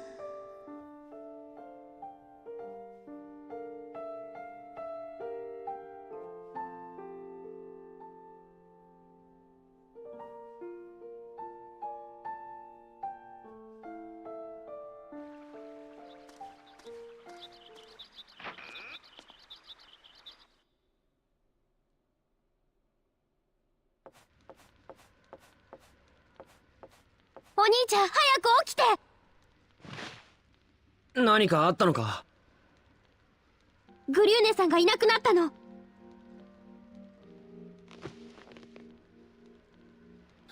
様子がおかしかったから気になって会いに行ったの。そしたら手紙が置いてあって。みんなには知らせたか？ノーマがみんなを集めてる。ウィルさんの家に急いで。わかった。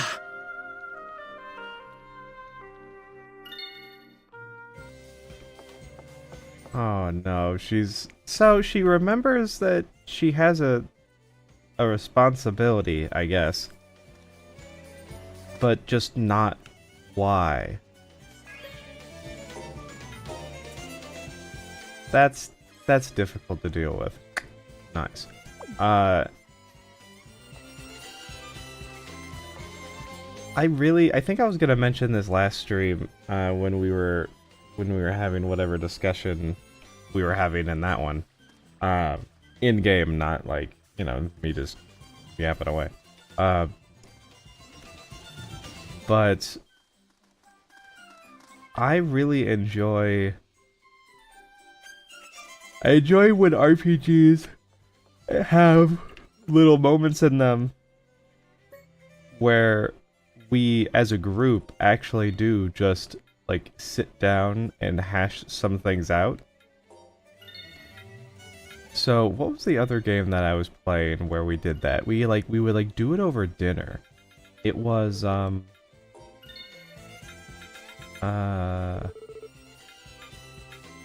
shit. What was that game? I think it was a PlayStation 1 game.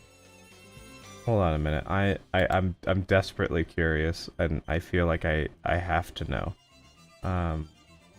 Where is my time? There it is.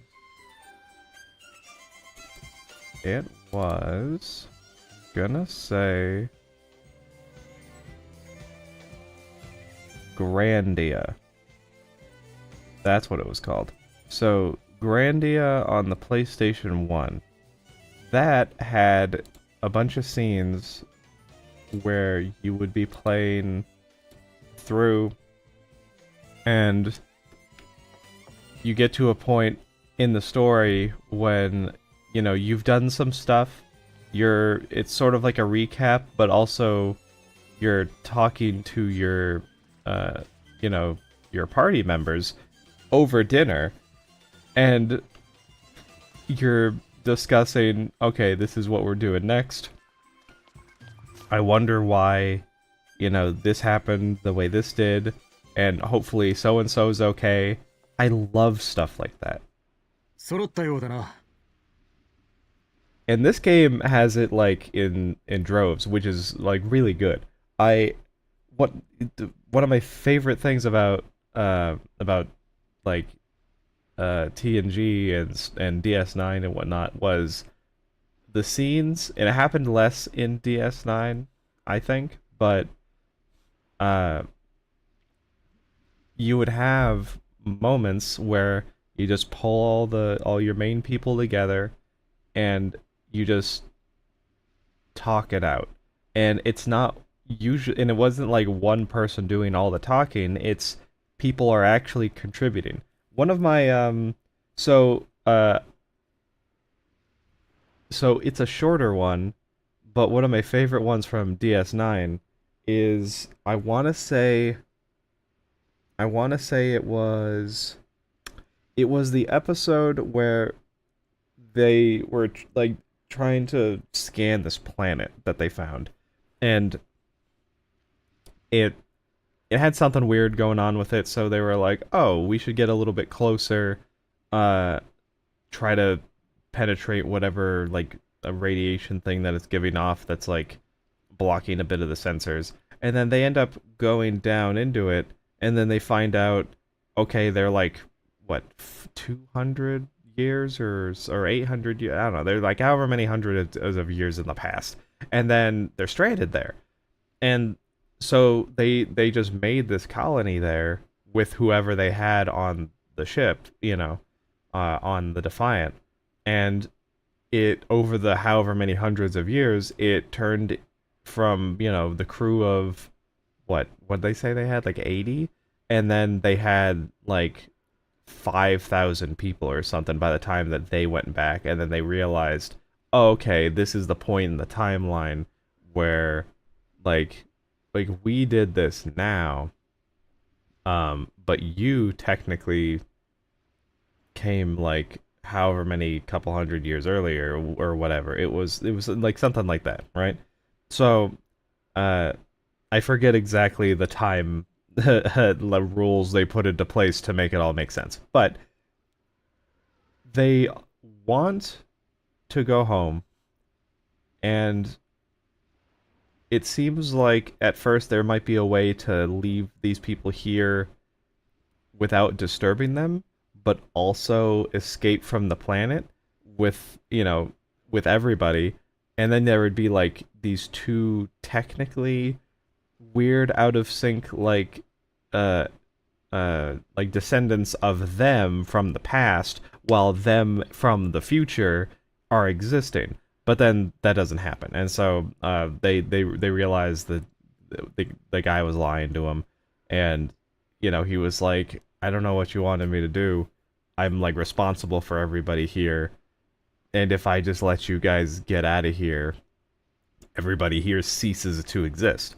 So I'm not really sure, like, what do you expect me to do? So they end up having a little, you know, uh, what do you call it? Just, you know, round table discussion about it. Like, can we really just walk away and then poof 5,000 people out of existence completely didn't exist at all? Like, not even just these people, but even like people that did exist at one time and then passed away. Like, can we do that? And, you know, some people are like, yeah, of course I can do that. I have a family in the correct timeline right now. So we're going back. Like, right? And then other people are like, I don't know, maybe this is what we're meant to do. And it's like, and you know, so everybody's arguing.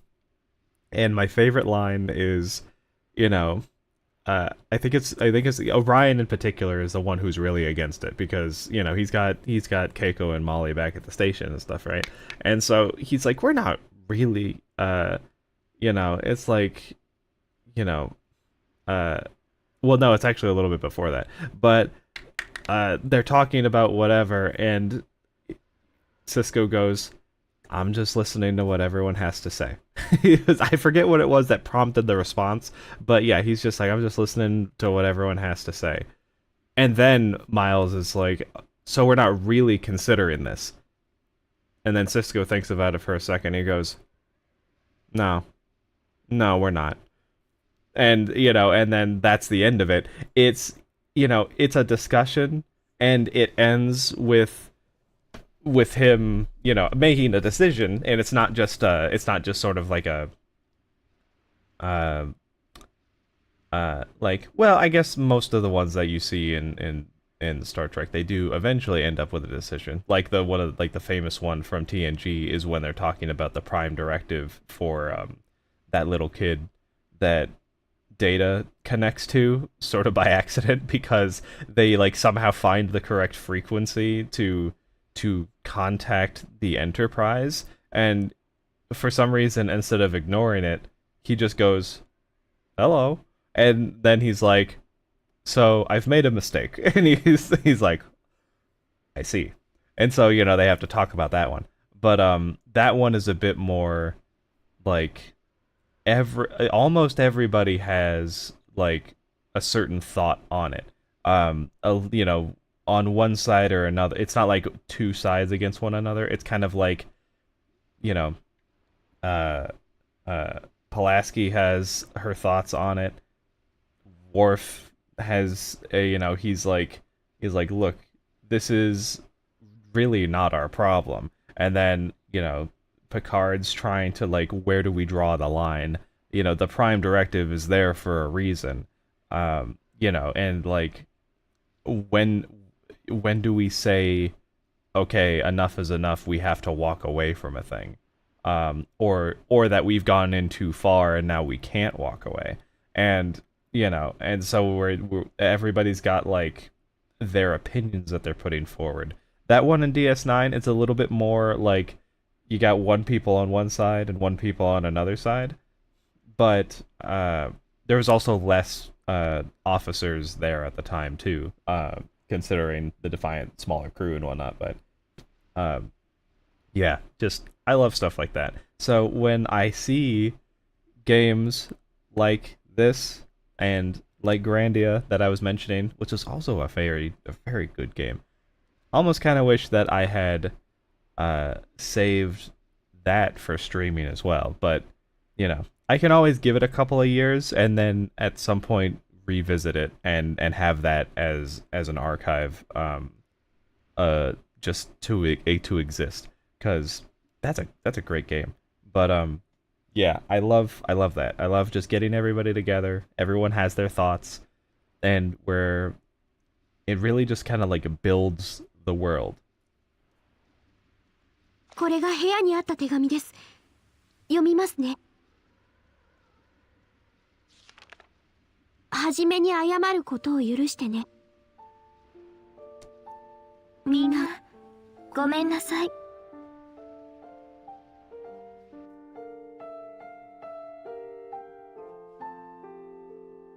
黙って出ていくと心配させてしまうでしょうけど、お姉さんのこと気にしなくていいわよ。ここから先の記憶は一人でも探していけるから。みんなは今まで通り仲良く楽しく幸せに暮らしてね。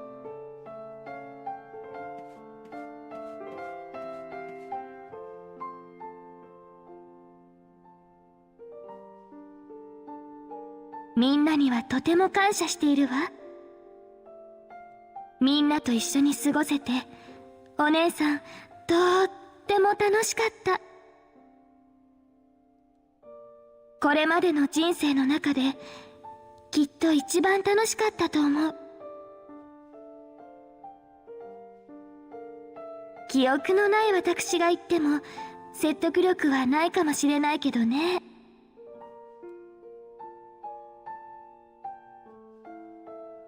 ノーマちゃん、いつも元気でいてね。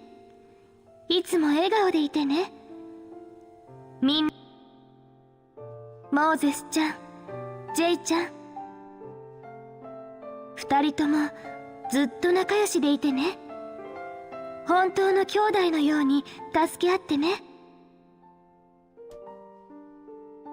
ウィルちゃん、ハリエットちゃんと幸せに暮らしてね。みんなを支えてあげてね。クロエちゃん、シャーリーちゃん、もう笑顔を忘れないでね。みんながそばにいれば自然と笑顔になれるから。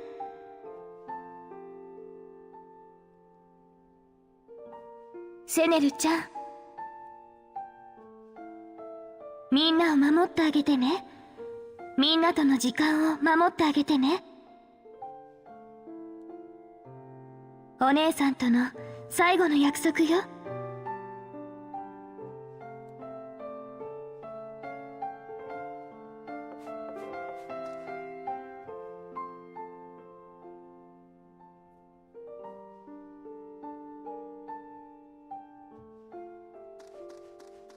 出会えたのがみんなで本当によかった。共に過ごした時間はお姉さんの宝物にするから。素敵な思い出をありがとう。さようなら。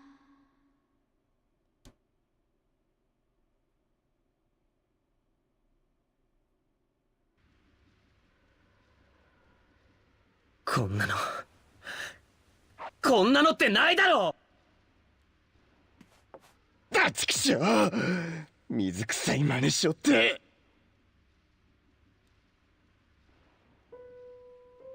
ノーマン、隣の部屋にいて何も気がつかなかったのか？分かってたらどうにかしてるって。そんな責めるような目で見ないでよね。私だってこんなの嫌なんだから。ごめん、追い詰めるつもりはなかった。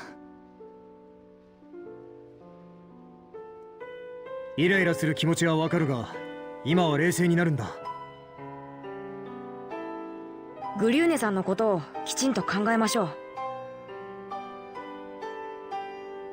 シュバルツの元へ行ったんだろうな。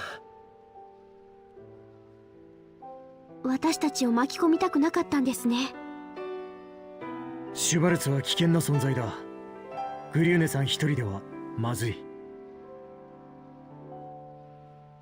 急いで探そう。でも当てがありませんよ。僕もやれるだけはやりますけど、居場所を特定できるかどうか。俺たち以外にシュバルツの存在を知っている人間がいるとも思えないしな。どうすりゃいいの？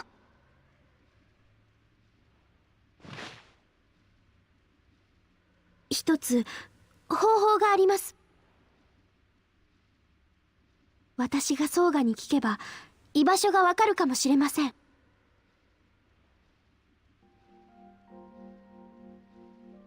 シャーリー、それは。シャーリーさんが言っているのはタケリのソーガのことですよね。危険ではありませんか？シャーリー一人にそこまで無理をさせるわけには。大丈夫だよ。私は今の自分が好きだから。みんながそばにいるからソーガに取り込まれたりはしない。しかしソーガも分かってくれると思う。前に進もうとする私たちを助けてくれると思うんだ。だからお願い、私にやらせて。私にやらせてください。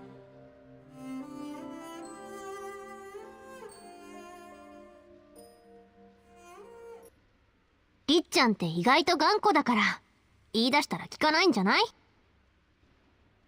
すでに覚悟を決めたと顔に書いてあるしな。そう？分かった。俺たちも全力でフォローする。だから頼むぞシャーリー。決まりだな。妨害の祭壇に行くぞ。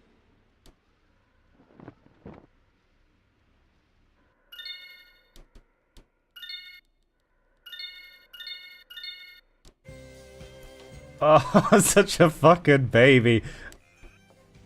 Seeing her do the charge, like, hand in the air as she walked away. Ah, that fucking killed me. I'm such a baby. Oh, I hate goodbyes. I really do. I hate seeing shit like that. Like, so this is gonna be a weird one. Well then, let me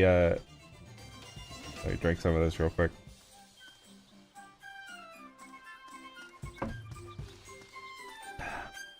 I wish I had enough time to have made some espresso this morning, but I woke up a little bit too late. So I find there are certain things that set me off far easier than others. You alright?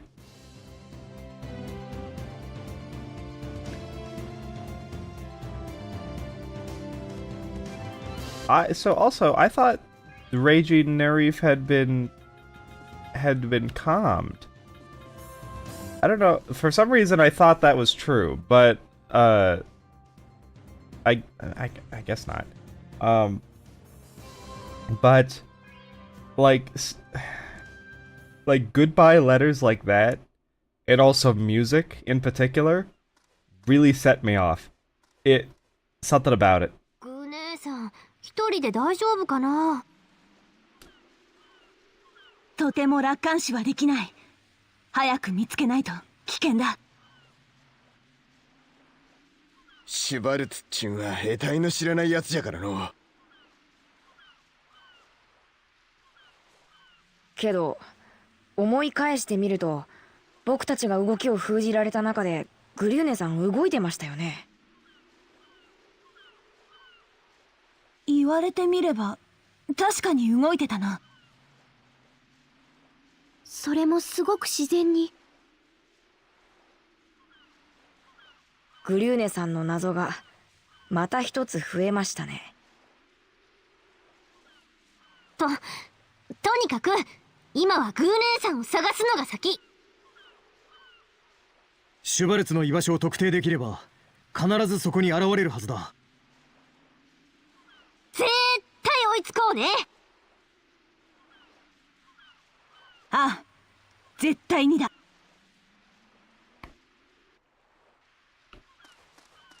Yeah, so that kind of stuff really gets to me in a big way. It's hard not to be affected by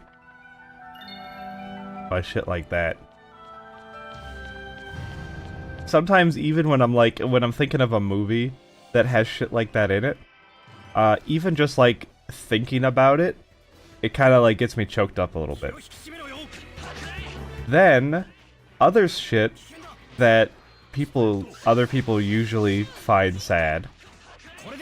I'm just, for some reason, it generally never, like, a lot of people get really sad at funerals.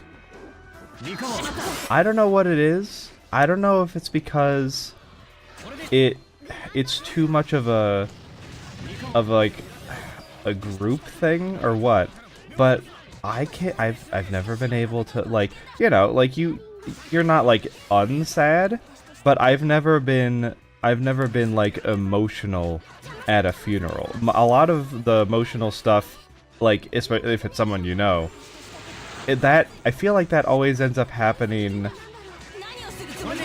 like privately, not because I choose to, but just because the things that come to mind, they always come to mind when I'm by myself. When you're in a funeral, and even when you have people talking about, you know, whatever, and getting emotional on that level, I guess I'll move Jay up there, and I'll just see how that turns out. I feel like, I don't know if it's just the atmosphere of like everyone being in like this, you know, depending on where it is, I guess. Like I've only ever been in ones where it's like you have like at least 15 to 20 people around, you know. But something about it like keeps me from feeling the full emotional weight of it the same way it would when I'm just sort of like on my own, you know, and like a thought comes to mind, and then suddenly it like gets to me. But yeah, I don't know. It's very weird how, because there are some people that no matter what, they cry at funerals because other people are crying. I'm generally, I don't think I've ever had that experience. Like if other people are crying, unless I'm like crying with them for some reason, I can't, it's not just like an immediate reaction. However, entirely veered off to left field on this, what does have an immediate reaction is when people, when people get sick, and by get sick I mean like they're actually like, you know, they're, you know, like vomiting or whatever. That, I have to try not to think about it. That will actually immediately set me off in like a mirrored response reaction where I'm like, okay, just like I don't know, something about like the sound, it almost like immediately triggers the muscles in my throat to be like, oh, okay, are you gonna get sick now? And it's like, I don't know why, I don't feel bad.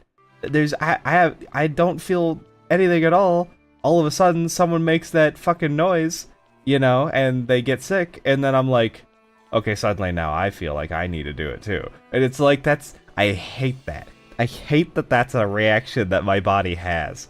And I guess it's mostly really to sound. It's not to like look or anything, it's to the sound. そういや、ここってさ、りっちゃんがおっかなくなって大変な目にあったとこだよね。Norma, please.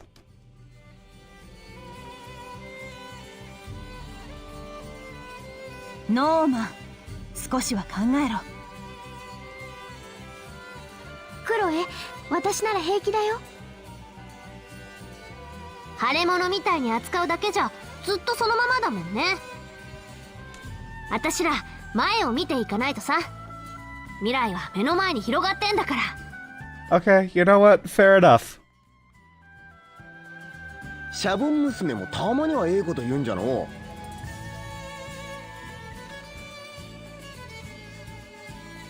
モーゼスさんはいつになったらいいこと言うんでしょうかね。わいはいつもええこと言っちゃる。冗談の間違いじゃないですか。兄弟で喧嘩するのはその辺にしておけ。ウィルさんまで変なこと言わないでください。まったく、こうなるなら余計なこと言わなきゃよかった。なんか私らって気がつけば一緒にいるよね。ずーっと前からの知り合いみたいにさ。言われてみればそうですね。一緒にいる理由があるわけでもないのに。理由など必要ないわ。家族は一緒におるもんじゃ。モーゼスさんに言わせると全部そこに落ち着きますよね。今はそんぐらいのお天気でちょうどいいっしょ。そうですね。張り詰めているだけでは息苦しいです。そういえば私さらわれたんでしたね。まあなんじゃ、結果良ければ全てよしじゃ。笑ってごまかしてるし。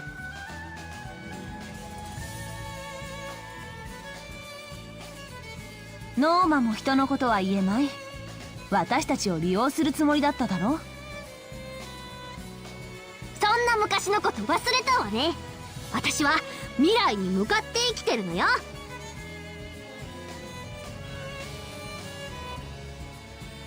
笑ってごまかすな。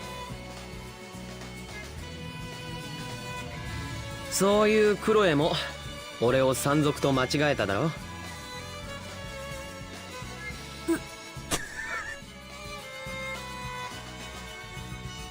ジェイにもはめられたな。ああ、そんなこともありましたね。あの後大変だったんだぞ。フェロボンに絡まれた挙句ウィルに牢屋へ放り込まれて。あの時のセネルは手負いの魔物のようだったからな。とても。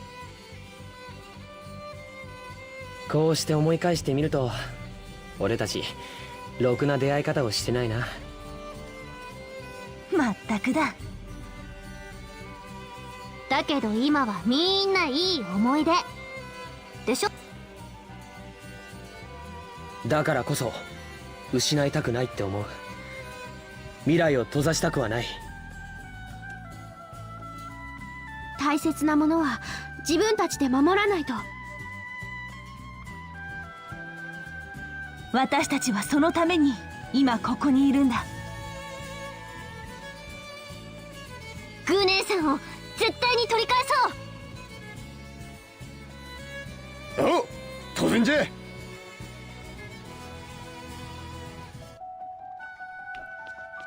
Wouldn't it suck if we if this is you play through this game and you have all these wonderful sweet moments and then at the end it just does a an Urobocha and everybody dies. That would suck. That'd be terrible. Oh man.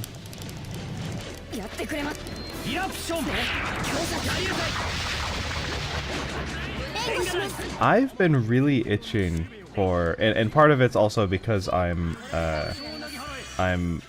going back and reading through the Horus Heresy books.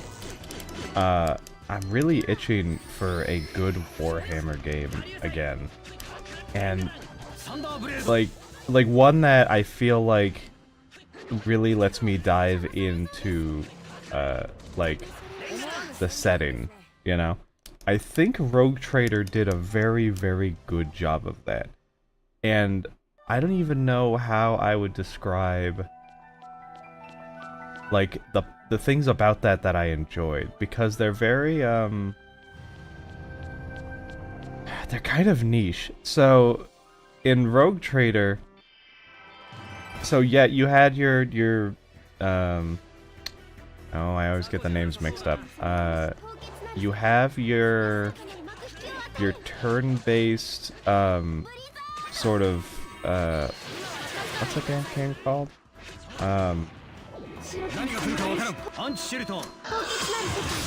Oh man, I'm blanking on it. It's the one with the aliens in it. Okay, they both have aliens. But you know, you know the one where everything's a fucking dice roll. So you have that kind of combat where, like, okay, yeah, you can position yourself, you can use skills, and you have certain action points and whatever. So yeah, that's the combat loop.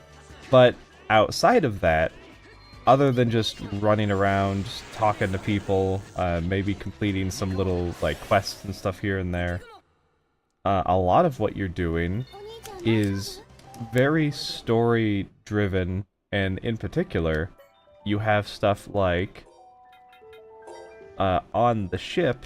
Oh, did everybody? Okay, I guess everybody's good now. I'll just heal. Oops. Actually, is everybody?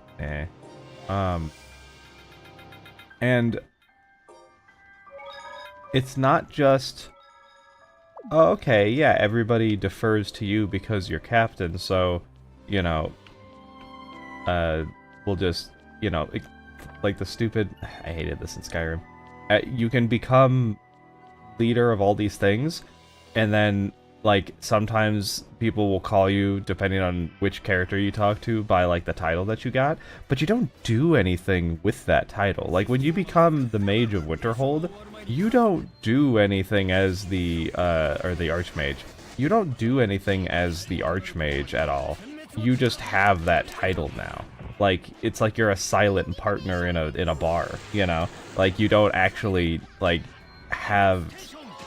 Like, yeah, technically you, well, no, actually, no, it's worse than that, because if you're a silent partner, you probably still have some sort of say over stuff. This is more like you're just a figurehead, right?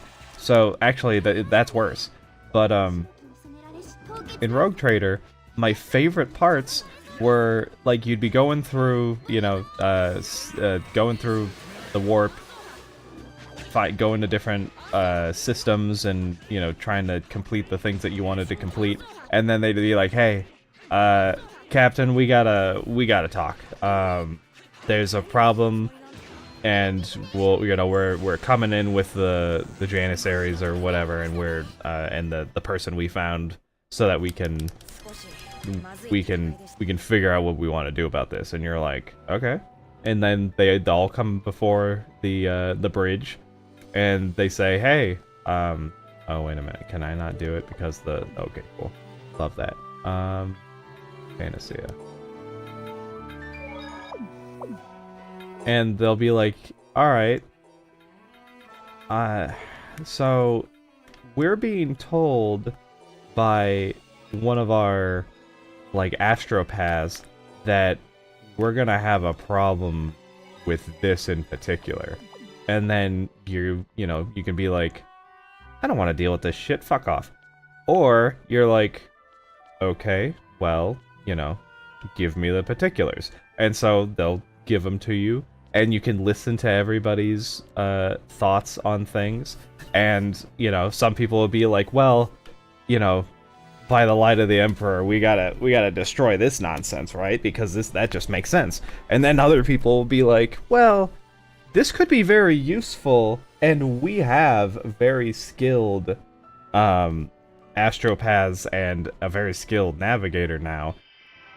Maybe we just let this play out. You know, sometimes risks have to be taken, but as the Rogue Trader, who better to navigate them than you, right? And it's like, are you just, like, trying to kiss my ass because this is what you want to do, or do you actually think this is going to turn out well for us? And, you know, so you'll have all these things, and then you'll make a decision in the end, and then you'll either you get something. Usually it'll be like you'll get different things depending on how you decide to do it. And it wasn't just like random little tidbits on the ship either, because you would also have it with all of the colonies and stuff that you were in charge of. And so it'd be like, hey, there's a situation on this world, and you would go to it, and it would be like, then you have your little circle of people who you trust to like give you guidance, you know. I don't think you always had everybody there. It would kind of depend on what their strengths were, but they would give you their, like, hey, I can go down and take care of this if you give me some men and some, you know, and some resources, and we could knock this out in like half a day. And you're like, all right, yeah, you know, that's fine. And then you would get something for that. Oh, cool, love that. You know what? I'm not even gonna do this. I'm just gonna kill you and then kill the other one, and then we'll heal everybody up. And then you'll have like the Adeptus Mechanicus character, whose name is I think his name was Pascal, which is funny because then I think of that one character in Automata, right? I'm pretty sure his name was also Pascal, and you know, he's like, if you let me take it on board and then pull it apart, we could definitely like reverse engineer whatever this thing is, and then we'll isolate whatever is dangerous about it, and then we'll use it for our own purposes. You know, I know how to do this. And it's like, okay, that's an idea. We could do that. And so you have it was like it gave you so many different opportunities to actually use the position that you're given, rather than just, okay, I just have the title. And alright, well, we're definitely gonna do this, I guess. Do I have one that's just TP? Nope.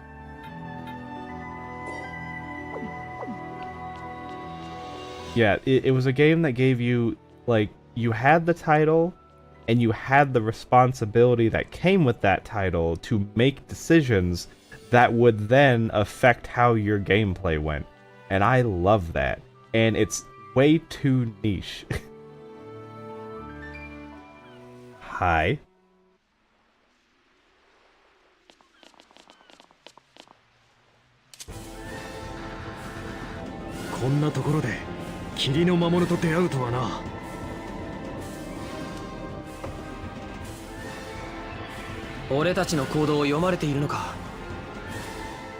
単なる偶然とは思えないな。そんなんどっちでもええじゃろ。やることはどうせ一緒じゃ。そうそう、あいつをやっつける。来るぞ。 Oh boy. Wonder what this one looks like. Wow, this one is very new. I don't know if I've ever actually seen one of the monsters look like this before.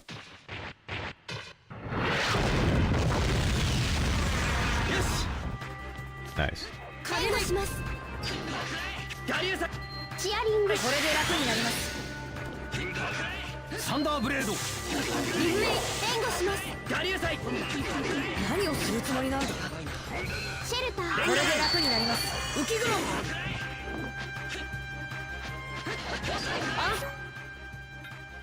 Okay, well, I'm definitely gonna heal myself, because I don't think you're gonna be able to do it.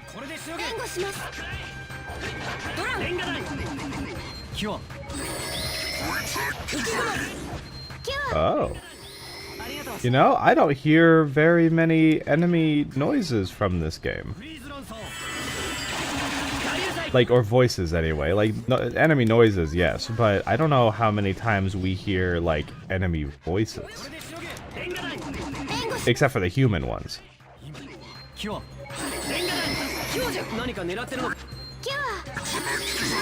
Ow. Oh wow, look at that. He's got like a... Oh. I wasn't paying attention.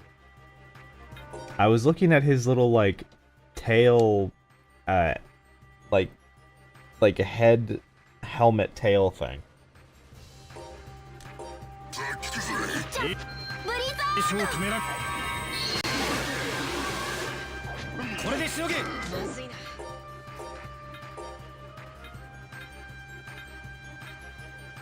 Oh, son of a bitch, seriously? Huh.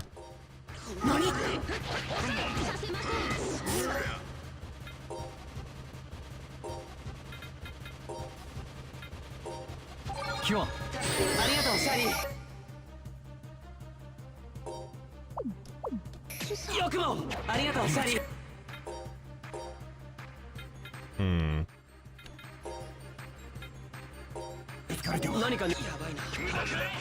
Wow.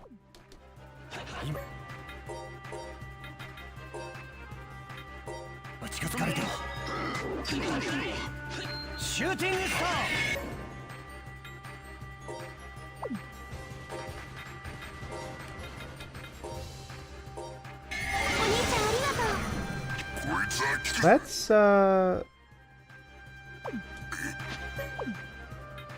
we're gonna...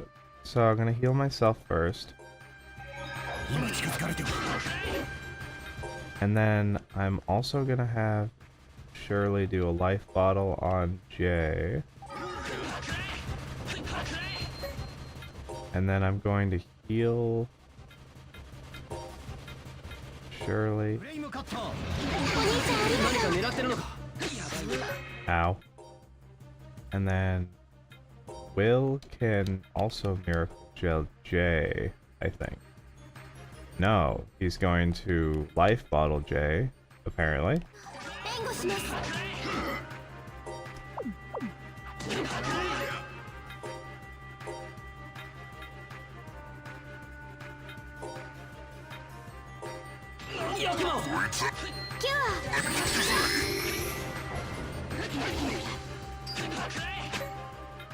Okay, Shirley, Life Bottle, Will. Ow. This guy's a pain in my ass too.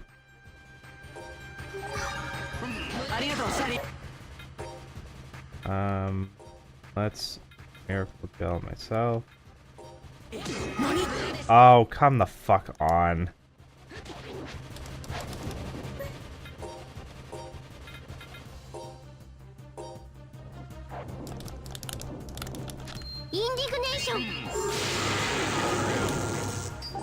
Oh, you're petrified?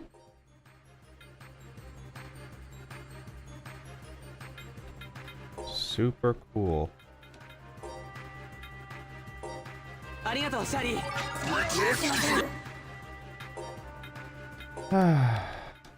Life bottle on Will.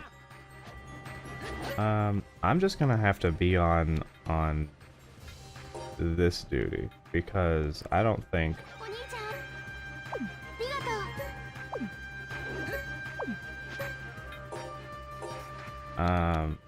Miracle Gel on Will. No, Miracle Gel on Jay. And then Miracle Gel on Will. There we go.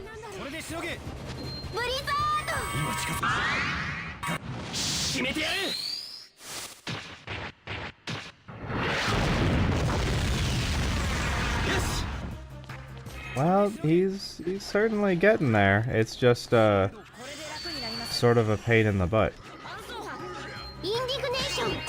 Ow.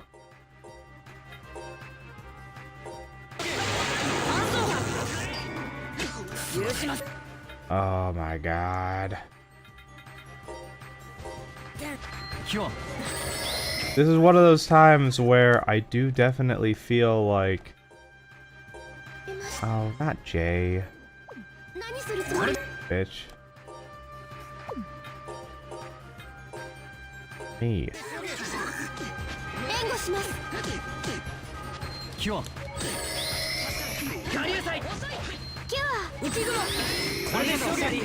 So, this game definitely makes you feel like you're actually getting use out of your items, which is nice.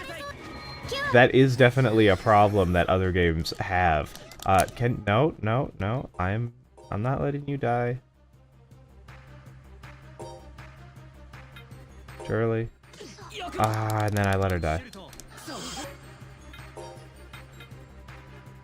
Okay, Jay, you can life bottle Shirley.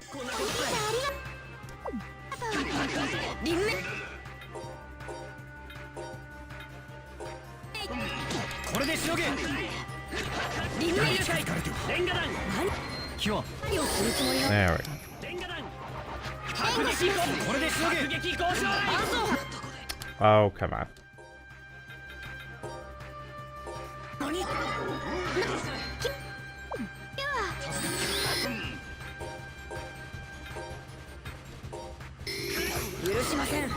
You fucking piece of shit. This is my last one. Okay, well, at least that input saved. Holy fick. I just have to be more proactive with this, because clearly this guy is a pain in my ass. But yeah, definitely that's a problem that other games sometimes have, where you're like, I don't really have any reason to use any of these items. This one, clearly it's like a specific subset of items that are useful, but I feel like I'm definitely getting my use out of them, and I'm actually having to engage with the shops more because of it, which is nice. Very, very good.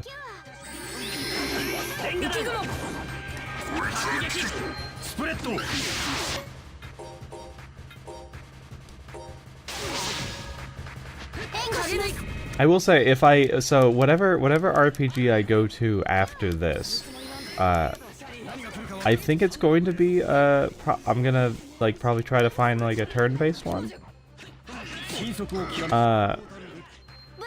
But it's gonna feel very, very different after playing this for so long and having these moments where, like, for the most part, I can just sort of like hit the button and be good for most of the fights. But then I get into fights like that where it's like you're really doing a lot of menu management of like, okay, health too low, heal myself, you died, bring you back up. Sometimes I bring you up, sometimes they bring you up, depending on where the enemy is. And then we like have to do this like really in and out of the menus constantly.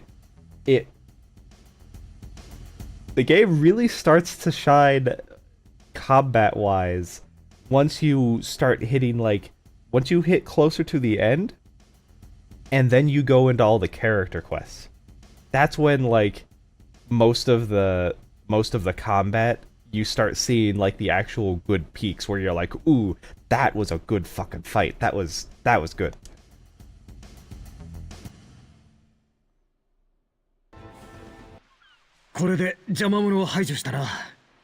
では、総外の語りかけを開始します。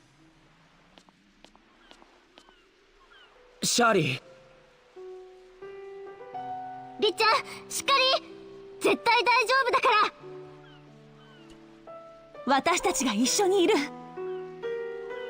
何が起こっても我らが何とかしちゃる。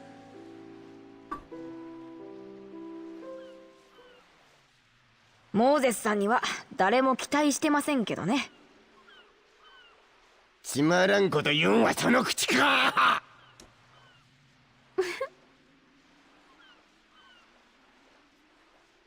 ごめんなさい。なんだかおかしくなっちゃって。二人のじゃれ合いもたまには役に立つんだね。よし、頑張ろう。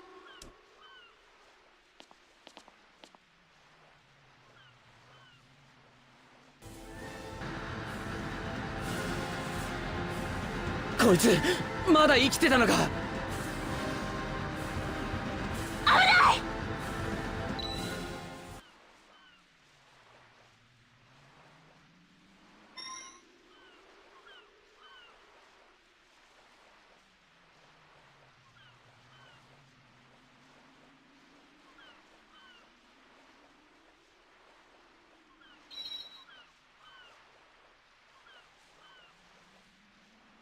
シャーリー。二人とも鉱石浴にいるよ。ソーガに声が届いたんだな。すごく穏やかだった。それならタケリのソーガって名前変えないとね。もうタケってないんだしさ。うん、確かにそうだな。んじゃあソーガチンで。では大いなるソーガで行こ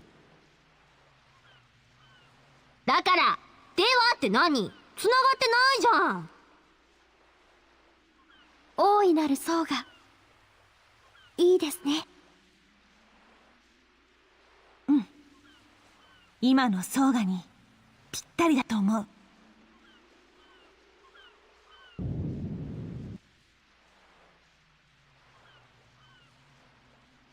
今の地震はもしやシュバルツの影響か。姉さんが心配じゃ。鉱石浴に向かいましょう。ああ、グリューネさんに追いつくんだ。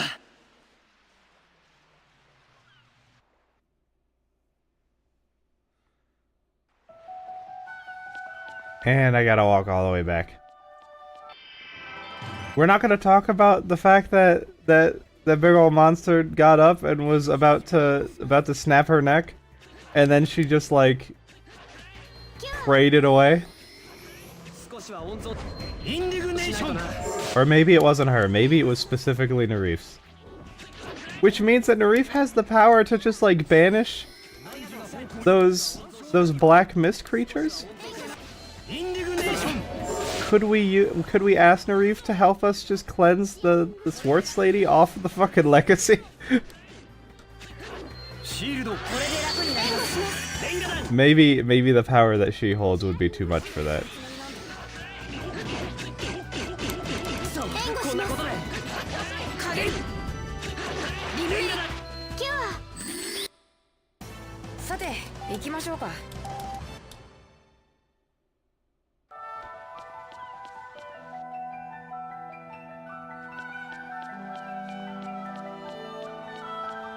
I really love structures like this where they didn't make stairs on a mountain. They built stairs into the mountain. That shit's always so cool. Honestly, I was watching a video the other day, what was I doing even? I can't remember. I was either doing dishes, the bane of my existence forever and ever, or I was like getting stuff ready to make food. It was one of the two. Which I gotta do today too. Really, I probably should have prepared it beforehand, but I didn't have time. I got chicken wings I'm gonna put in the air fryer. That'd be good. But anyway, oh, you know what? I should take that brisket out sometime soon too, actually. Anyway, I was watching this video about someone's house that was it in Kansas? It was like an underground house, or partially underground, and so they were. It was like would you call it like a bio home, eco bio home, something like that? but it was made, like, built into the ground in such a way that, I guess I should probably say, that whenever they ran into, like, when there was, like, tornado warnings and stuff, the most that they would have to worry about is if something carried debris into their window. But their house was so solid into the ground, they didn't, like, have to actually worry about their house just being, like, picked up and, you know, thrown about and destroyed. And I was like, that's... Even if I wasn't in a place that had tornadoes, like we do here, but it's like it's not nearly as bad as Kansas, you know, it's not like Tornado Alley or anything. But like that sounds like the kind of thing that I would absolutely love to have, because not only do you have because it's not a bunker. It is like built to sort of like blend in with nature.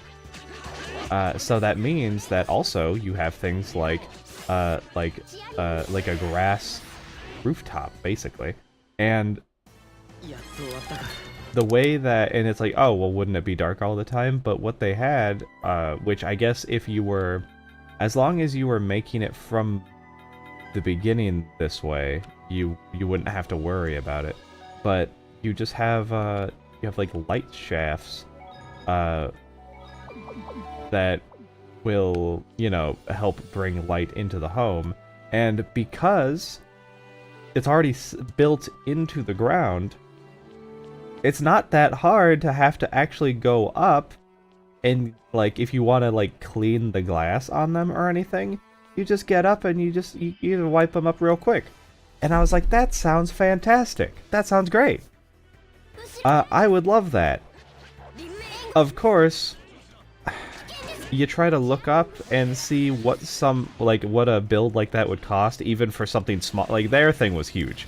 It was like, not only was it built in, what'd they say, the 80s or something?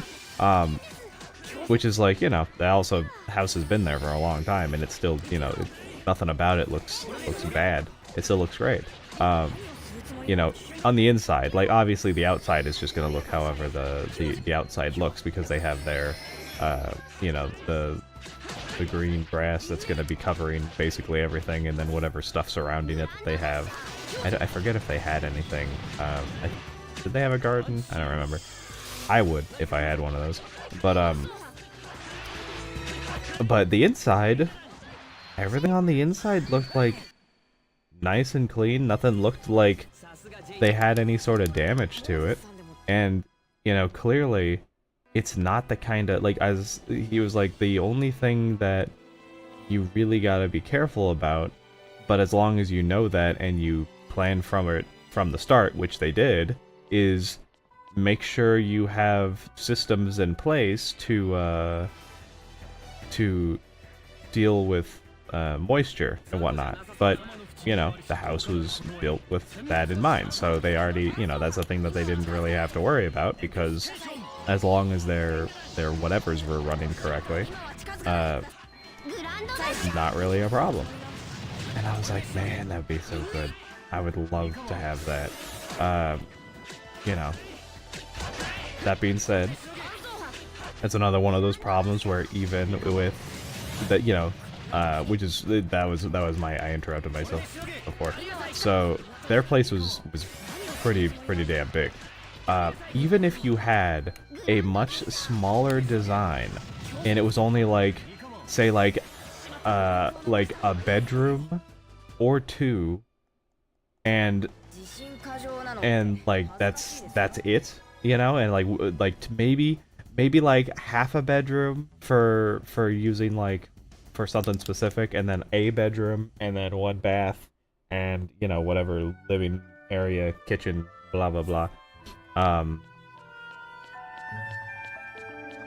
Some of the prices that like, you know, obviously you can't just like find a list online or anything for something that specific, but some of the, if you try to find for something somewhat similar, it's it's a lot. It's a lot for, like, you can't even build a 1-bedroom house regularly for less than, like, I want to say it was like 160 grand is what I saw, and it's like fucking ridiculous. It's like, for something that's basically the size of an apartment, it's still like so ridiculously expensive for most people nowadays that it boggles the mind. Fuck, it was fuck my coworker with her. So, you know, like my coworker, but we live in 2 entirely separate worlds. So they were like, yeah, you know, we have this house that we've been renting out, and we're trying to sell it now, and someone came along and wanted to buy it, and we were like, okay, if you do this, then we'll give you a good deal on it. And you know, and then they continued on with whatever they were talking about it with it, and I was like, okay. And I was like, what's the you know, it's like, what's the price, like, with the deal? And it was like, jeez, it was like fucking $290,000 or something like that. And I was like, that's the good deal? And it's like, yeah, it's like, I don't know, it's like 10 grand less or something. And it's like, if you're buying something for 200 plus grand, 10k is a drop in the bucket. That's like, it's like, you may as well wipe your ass with it if you're spending that much money on a fucking house. It's like, it's like, you fucking with me? It's like, Jesus Christ. It's like, there are certain things that I just can't even imagine, because I have never been so lush with money before.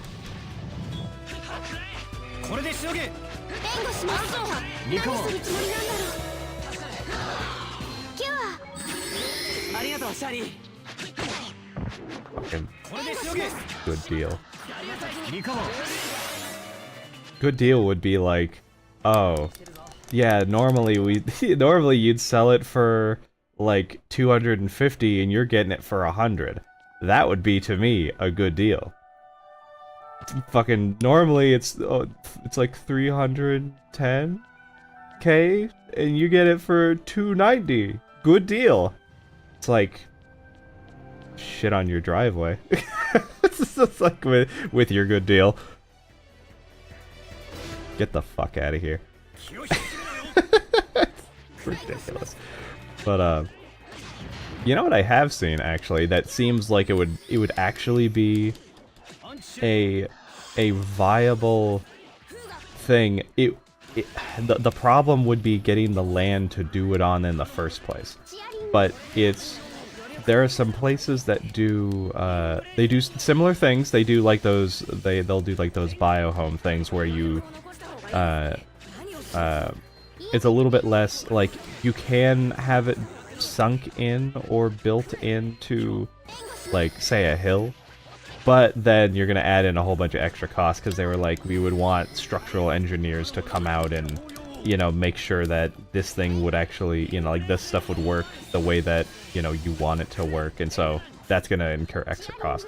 But I've seen there are some places that do like they'll do like those prefabricated homes, and they'll, you know, then they like those well, so they're priced, I was reading one of the brochures once, they are priced for some of them, like, especially for someone who doesn't need some, you know, big fuck off McMansion of a thing, right? Which is what I consider anything that's above, like, 2 rooms, at this point, because anything that's 3 rooms plus is, like, always, no matter what, like, 85% out of my price range, you know? But it was, like, the things that were actually reasonable and like fairly good size for someone who's not gonna have like a whole soccer team of kids running around. You can get them between like 35 to like 50K is the price listed on for those prefabricated homes. But then you have to add in all the other stuff on top of it, which depending on, you know, if it's already fairly small, I think I calculated one of those things out to be like, with one of the quotes, it ended up being somewhere around, like 85 to 90K without adding in maybe some of the extra stuff that's probably gonna, so by the time that you throw in probably another 30 to 40K on top of it, it'll be like 130.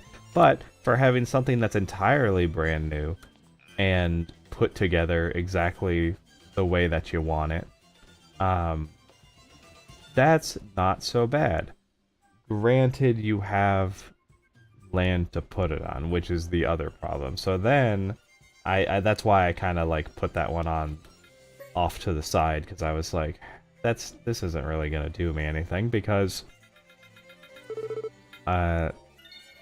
like, yeah, I can calculate all this stuff out and be like, this isn't quite so bad price wise, until you're like, well, unless I want to sit here and like buy some land and just sit on it for however long, paying the taxes on it until I feel like I can, you know, and maybe pay it off too, and then eventually get to a point when I can actually do the building of a thing on it. And it's like, would that be wrong way? Would that be like the smarter way to do it? Maybe. But that's a very long tail to have of planning that who knows if it ends up actually turning out for you by the time that you get to a point where you go, maybe I'm ready to actually, you know, do something with this now. Because depending on what you get, you know, you can find some good places that aren't like ridiculously like a huge amount of land for, you know, between 25 and 40K. You know, I've seen them. It will depends on where you are. But you know, at least where I am, I've seen that. But the problem is, then you're paying that off for however the hell long, and so now you're spending, you have more that you're spending every single month out of your paycheck. That means less money to go into your savings every single month. And so, like, yeah, you have this land that's just like there ready for you when you're eventually ready to do the next part. But よし、グリューネさんのところまで一気に行くぞ。 But either way, my after all of I've run through these calculations backwards and forwards, and like not just like monetarily, but also like planning wise, like how much things make sense to do. And I was like, I think just the simplest thing to do is to find a way to do the things at the same time. That way stuff is like bundled together. Because otherwise, like, I mean, yeah, you have sure, you have this land now that you might be able to do something with later on, and then you have less costs then. But now you have to pay all the stuff on it, right? Because you can't just live anywhere anymore. You have to fucking pay no matter what, where you are, it seems. So there's those payments. There's the payment for the stuff itself, unless you somehow have enough money to just buy it outright, which is like, if you do, these aren't problems that you're running into. Then you have to take care of it. You can't just ignore it. That's how, you know, like, someone's got to be doing some checking in on it. And, you know, if you don't, what if something happens and the whole thing goes up in flame, you know? And then they're like, so did you buy this? And then just, like, ignore it for 8 years until something happened to it and then it caused a bunch of damage. Now that's your fault, so no, you can't do that. You're gonna have to take care of it. And my problem is that currently I'm in, like, you know, fucking, you know, in the middle of a city, right? In an apartment. Whatever I want it to be out in the countryside. So it's probably gonna be like an hour and a half, 2 hour plus away. So even if I did decide to go through with all this and decide that I wanted to take care of it, it's going to be really far away to have to take care of. So either I have to go on like I have to like let it build up for months, whatever is going on with it, and then go take care of it all at once. Or I got to hire, which is more cost, and then hire people to go, hey, can you make sure that, you know, there's like nothing going on here that needs to be super like worrying, or, you know, if like depending on the kind of area that you have, you might need to like take care of like grass or whatever other things or whatever, you know. It just depends. And so I was like, with all of that in mind, I think it just means that it's not really viable. It would be better to just bundle the things together. You do everything at once somehow. And I'm pretty sure you can. You just have to, like, find the right places that'll, like, work with you to do that. Whether or not it ends up being a good deal or not, I don't know. I haven't gotten that far in any of these things yet. But I was like, that's... I wish it wasn't so hard, because it truthfully, I really don't want much. But it would be nice to not live in an apartment and have all these fucking people around me that generally aren't, like, you know, they don't get on my nerves too bad, especially in the area that I'm in. But, you know, you still have, you know, you're always gonna, you know, when you're doing stuff, sometimes you get, like, spooked by, you know, someone slamming a door really hard in the hallway. Sometimes by accident, just because, you know, like, air pressure and whatnot, and they'll, like, you know, they'll let the thing close and then they don't realize how loud it's gonna be. Some other times, it's like you have people with their, like, 17 kids and they're running up and down the hallway screaming and whatnot, and you're like, oh my god, that's like, I'm just trying to fucking do a thing. It's like, I'm, you know, and that's why, thank goodness for noise-canceling headphones. It helps with some of that. Not all of it. Especially things that reverberate because they're, like banging, like, you know, running down the hallway, that's gonna reverberate, and so it feels like, for a second you go, is that someone trying to, like, knock on the door very lightly so that I don't actually come to it and they can just walk away? You know, it's like shit like that. Or you have people, you know, doing whatever the fuck work they're doing, and so that reverberates throughout basically the entire apartment. You know, I think they're putting, like, carpet in somewhere right now, and of course you hear that everywhere that you're, because they're, you know, it's the work is always so loud when they're doing that. So you know, thankfully they don't do it, like, constantly all day, and I don't think they're doing it on the weekends. But just all this shit, and also would be nice to have an outside area to hang out in that wasn't just a fucking parking lot. You know, like I'm in Clerks. Clerks, but without some of the fun conversations. Anyway, let's go get our girl back.「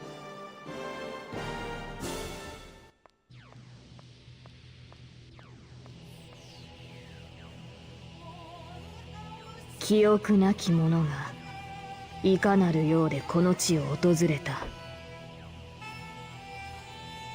私はあなたと戦わなければならない。そのことだけは思い出せたのよね。そのような半端な覚醒で我の前に姿を晒したこと後悔なんてしないわよ。私が正しいと思う道ですもの。哀れな存在だな、グリューネよ。記憶がなくとも道を変えられぬとは。それはあなたも同じなのでしょ。言葉は無意味だ。始めようか。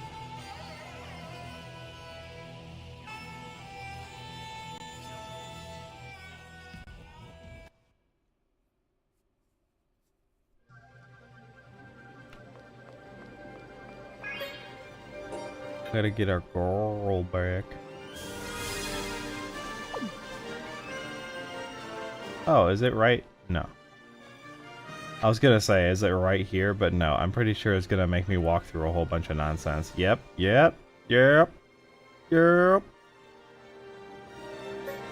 I'm gonna do a holy bottle.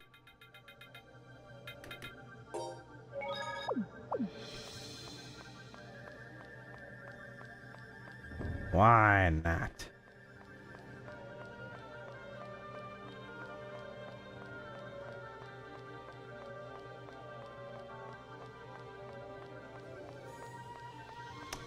The actions of this Swartz lady are still a little baffling to me. Because she... Like, if they're pitted to fight against each other, why would it, like, does she not care if she wins? Or does she just figure that she'll win always, no matter what? So she'd rather Grune come, like, fight when she's at her 100% best? You know? Like, fucking Saiyan logic? Like, I don't know why she would be like, you know, it was really stupid to come here like this. When it's like, well, but, I mean, you'd win. Don't you want to win? Maybe she doesn't care if she wins. Maybe at the end of the day, for her, it's just like, or maybe this is just one of those things where it's like, it's a cycle that they've done this 100 times, and it's just like a thing that they're used to by now. But it still begs the question of why? Why would they be used to it? Everything is... Wow, holy fucking moly.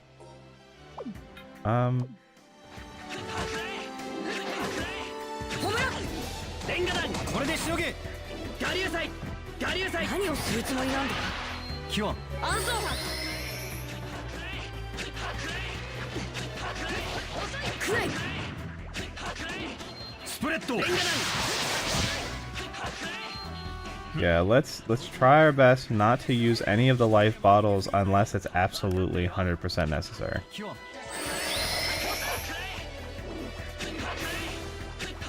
Okay, these things, I forgot. These things are such a huge pain in the ass.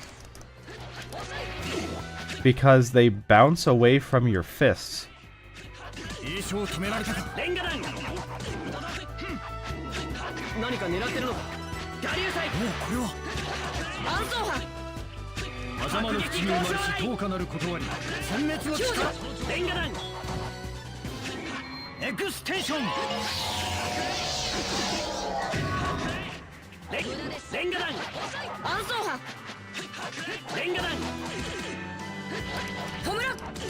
アンチシールド電ガ弾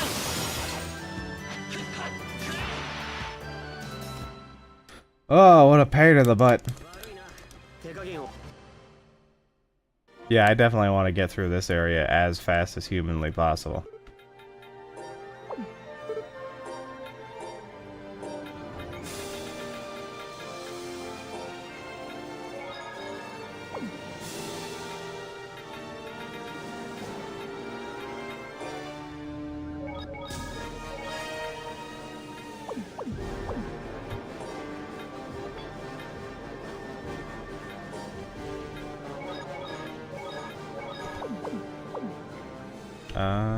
Yeah. So I'll just make sure that I no detours unless it's like 2 feet away. Get through this fucking place as quickly as possible.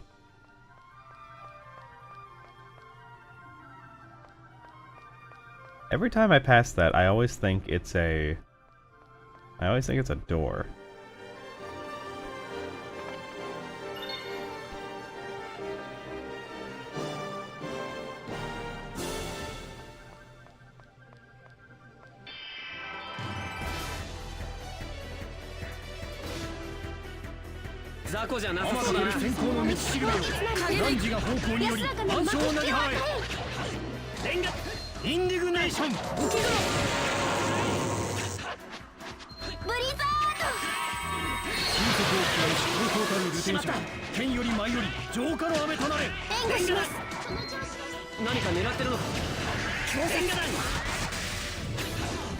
Ow. That shooting star attack that he's learned is pretty good.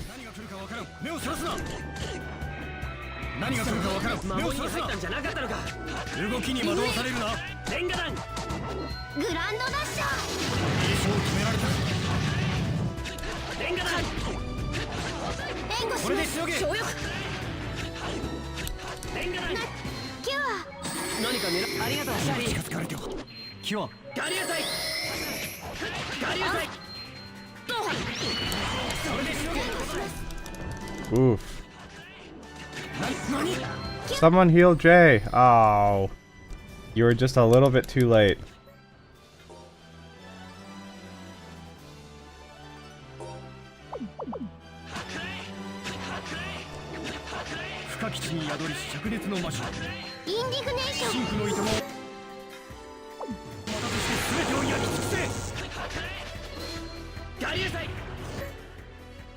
Okay, I don't think anybody's gonna heal me, so I'm gonna have to just do it myself.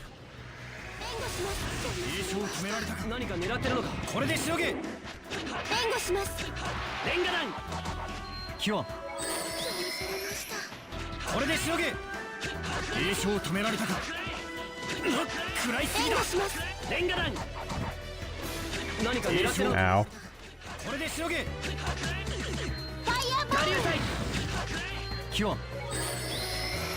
There we go. Okay, both of those guys are gone now. I can't believe after all this time of fighting this guy all on yourself, he's like not even halfway down yet.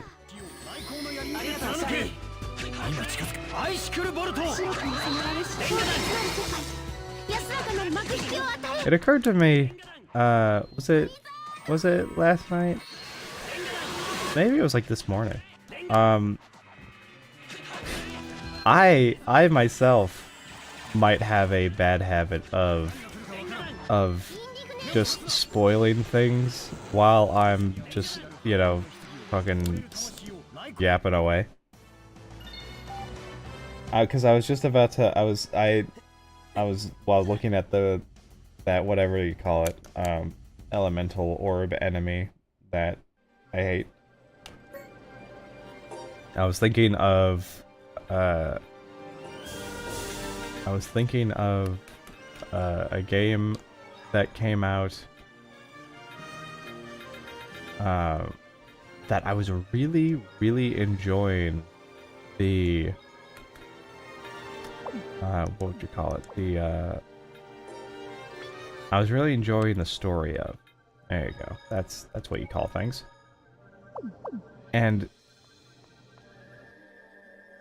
you know, it took however many years for it to finish, because it came out in, was it? I think it was, yeah, 3 games. It came out in 3 games, and so, and I was so into it. I was so invested, and then you get to the final one, and I don't know what the hell happened. It just like, okay, it's this one again. Oh wait, this one's actually a little different. I don't remember there being... Yeah, this didn't used to have... Oh. Haha, that sucks. Oh, this is gonna be a pain. Oh, I hate this.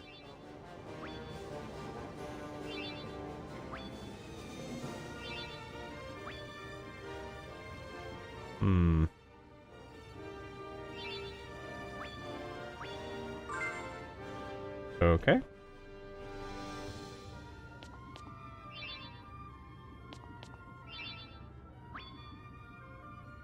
Okay, this one might be good. Well,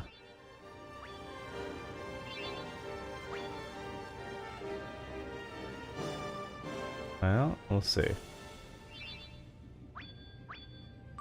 There we go.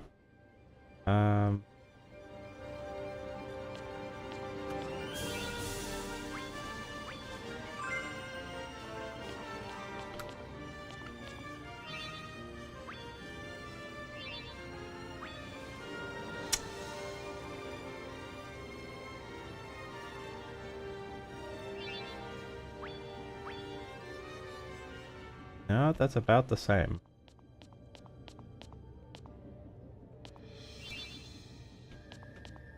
So anyway, yeah, this I don't know what happened.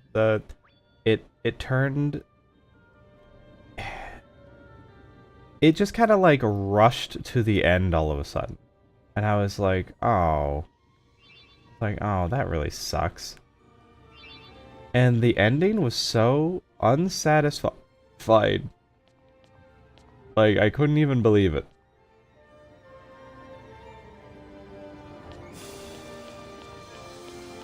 Here's an interesting thing. So... Oh.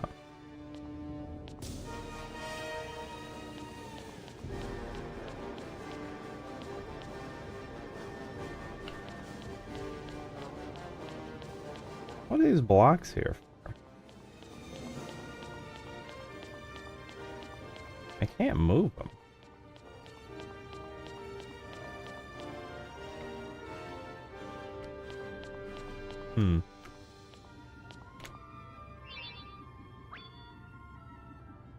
Oh?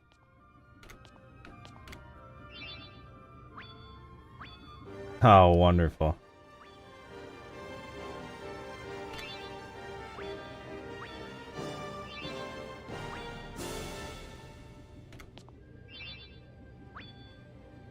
There we go. Okay, okay. I gotcha. I gotcha.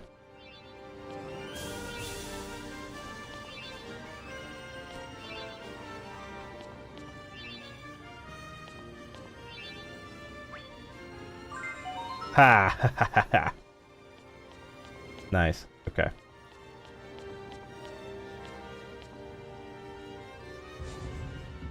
Yeah, it really sucks when you're super invested in a game.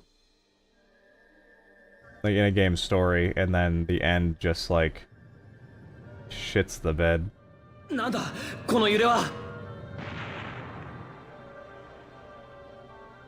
大きな音も聞こえたぞ。ただの地震ではなさそうだな。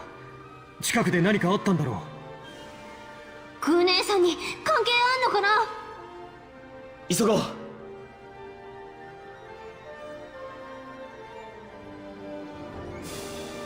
Wow, I suddenly had a...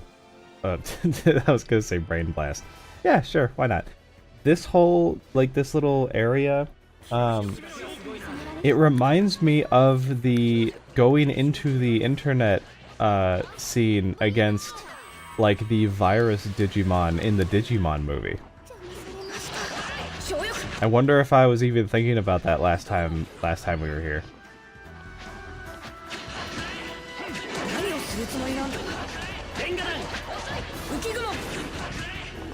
That's another one that's very tied to an emotion for me. That one's like, that one reminds me of like warm rain for whatever reason.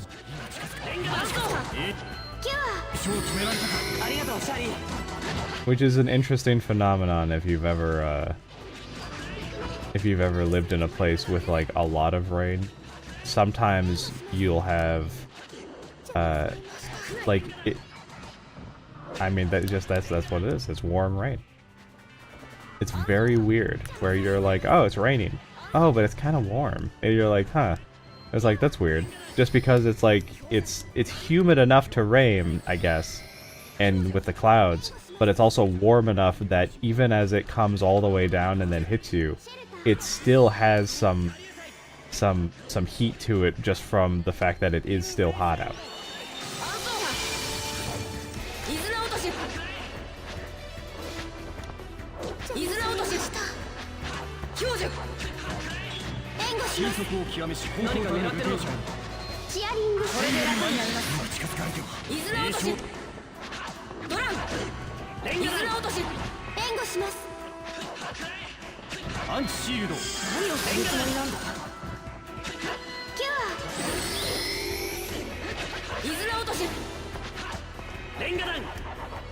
Oh, come on. Stop being a bitch.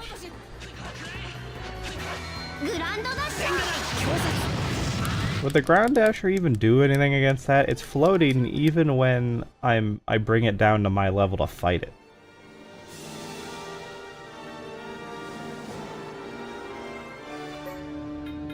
I need to put on another...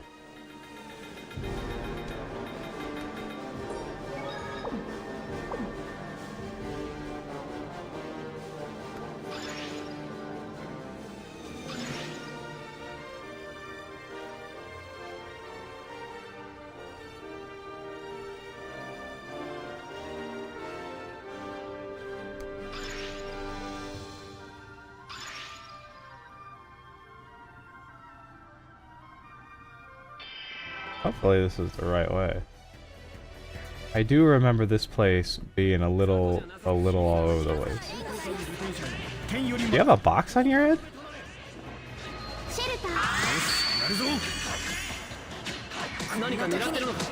I can't tell because all of the enemies are piled in the one spot. It looks like he has a box on his head.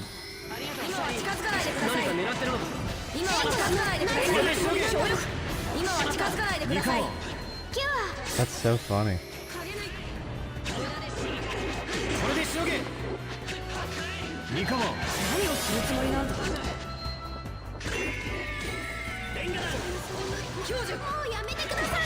Yeah, no, he does have, it looks like he has a box on his head. Why? Why the box? Don't look at me, I'm hideous.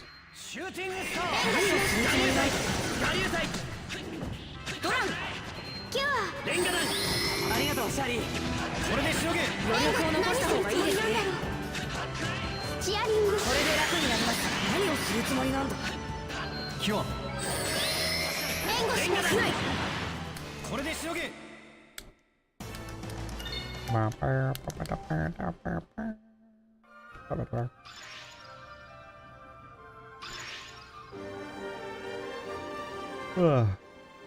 Man.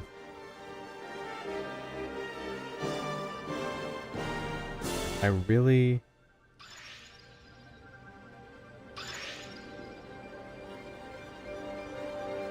I feel like... I think this is not taking me where I want to go.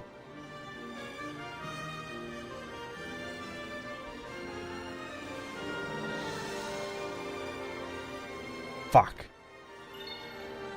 Well, at least I got another life bottle, I guess. I guess. Shoulda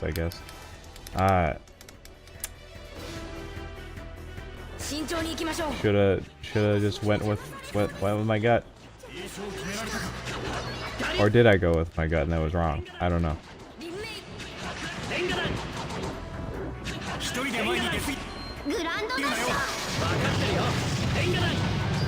I want... So, if this is the very, very last thing to do in this game, is Grune's character quest, which wraps up sort of the overall context problem that we've had since starting this like little like afterward epilogue thing. I wonder, like, what is it, like, what are we building towards here? Like, you know, yeah, we could be... You know, they make it seem like it might take a really long time for Grune to get her memory back. So maybe she doesn't get her memory back. Maybe instead what we do is that together we help her defeat Swartz, where before, in the past, she was never able to on her own. And then she can just live with us for forever. Forever and ever. Being cute and sexy. And she'll get her memory back whenever. And if she doesn't, then she doesn't. She can just be, you know, she's Grune. She doesn't have to be anything else. Maybe that's how this is gonna end. I could imagine that being the ending.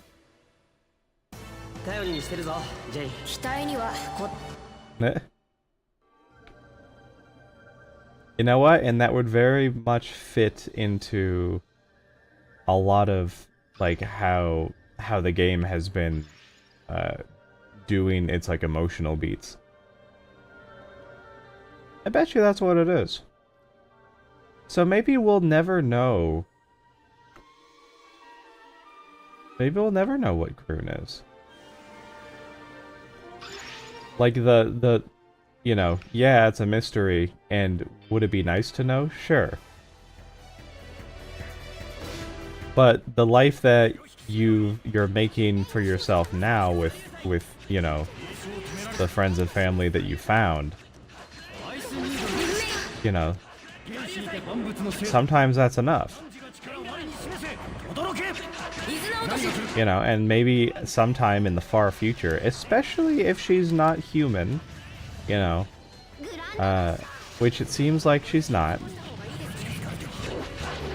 If she ends up outliving people, then at some point, whenever all that happens, she might finally start remembering like who she is and what her purpose is. And then at that point, it'll also have given all of those seeds time to grow, whatever those seeds are, and what they actually end up growing into.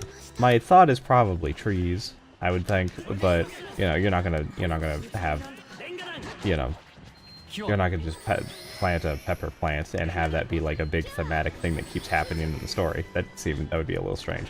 But yeah, that's probably what's gonna happen. But I've been wrong before.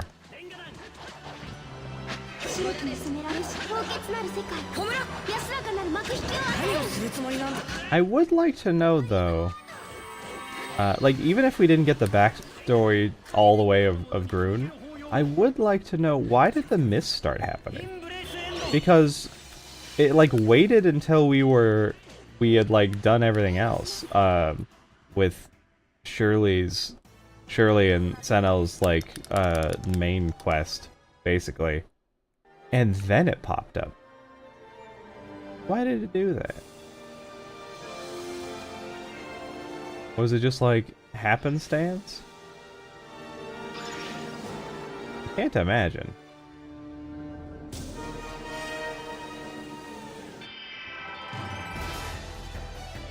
I'm considering whether or not I do another holy bottle.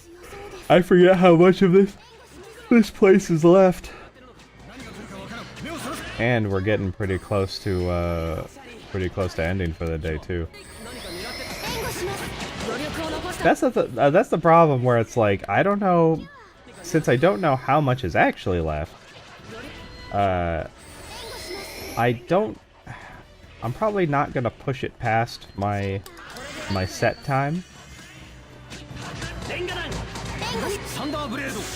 I need to look up and see how I can make sure, because, you know, I know, you know, I'm sure you could just turn the stream off and then turn it back on, and then it'll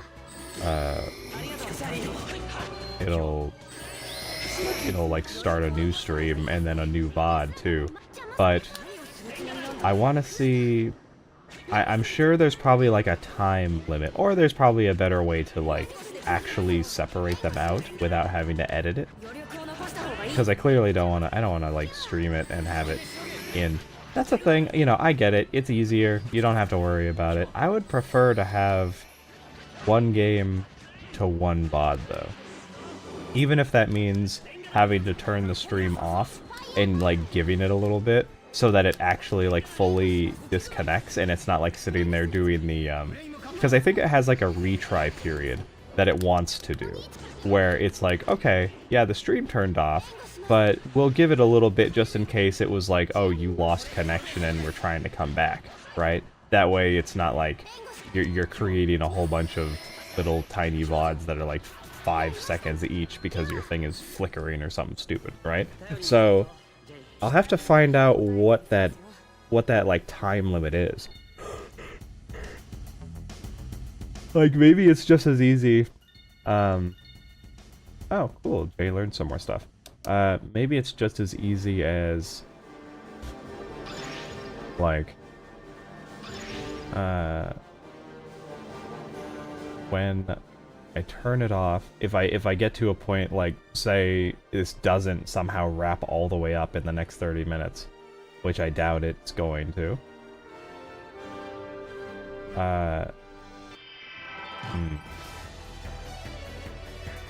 Is this where I need to go? And I start it tomorrow, and then I find out, okay, it didn't wrap up in 30 minutes, but it did wrap up in 45. You know, that would be pretty funny. But if it did, I would then want to, although no matter what, I think I'm gonna end up going through and reading all of those journal entries, just because I think that's kind of fun. You know, we can like go through the entire story from the journal entries. I think that's pretty fun. So it's gonna be extended past that anyway. But then if I want to start up, I'm trying to remember, which one did I decide on? I think I decided on... Oh, good. I don't think I can trust them to beat this on their own. Or I could just run. I could just run too, I suppose. I really don't want to use any more life bottles.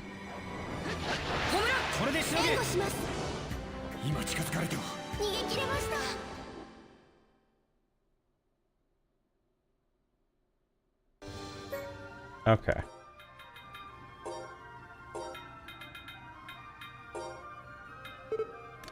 Whoops.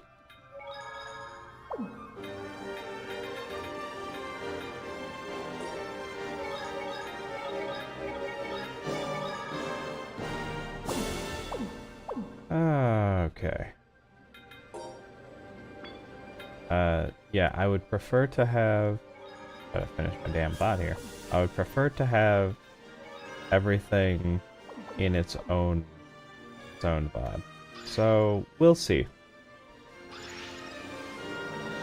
Oh, that's right. This one doesn't actually take me anywhere. I can just, like, see...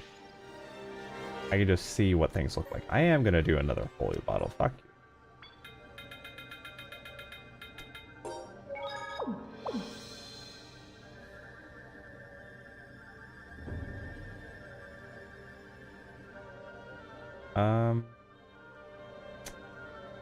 Shit.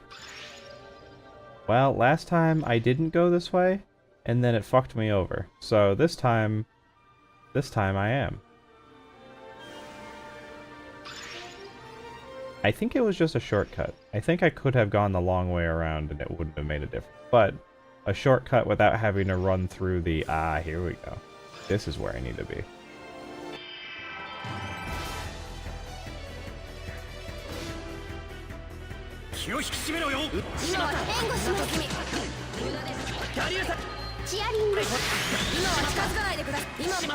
I think I chose Black Mesa. I think Black Mesa is where I'm, this year is what I'm going to start with, and then next year, when we come to, the same time, whenever that is, whether or not it's, it'll be, I guess it'll be sometime in May or June, is what I have it set.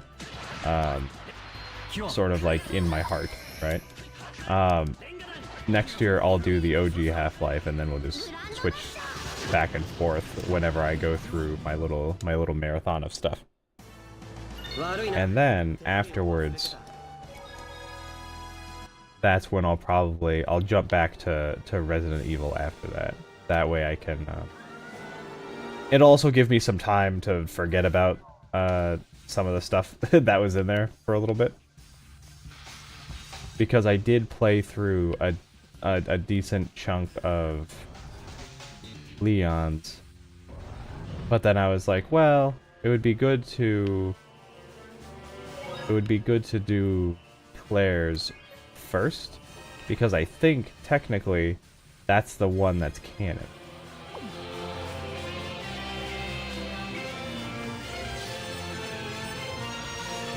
That's right. We have to go through all this shit now too. I don't remember this one being nearly as long. Also just like easier to look at. The other place was very, very bright.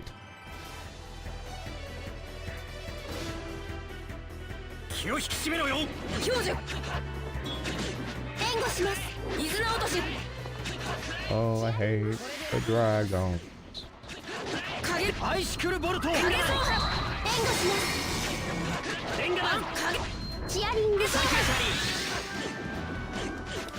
Yeah, damn it.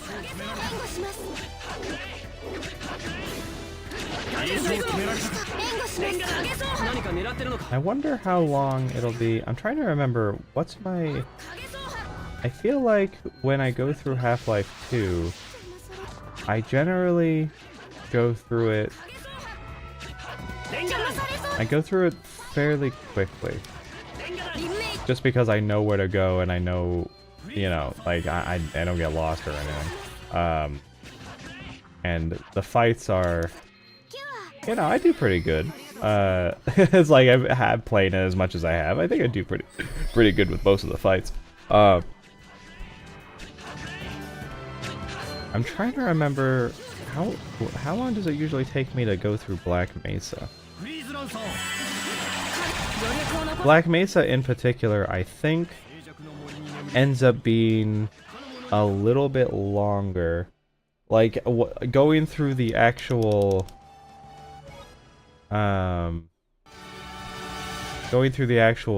beginning portions are fairly they go pretty smoothly. It's once you get to Zen that things slow down a little bit.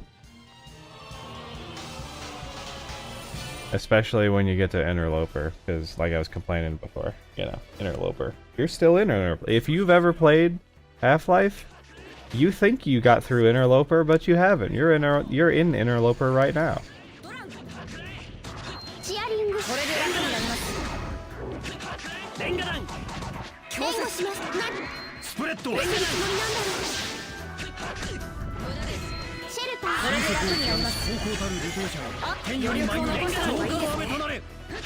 I wonder if you know what I haven't done.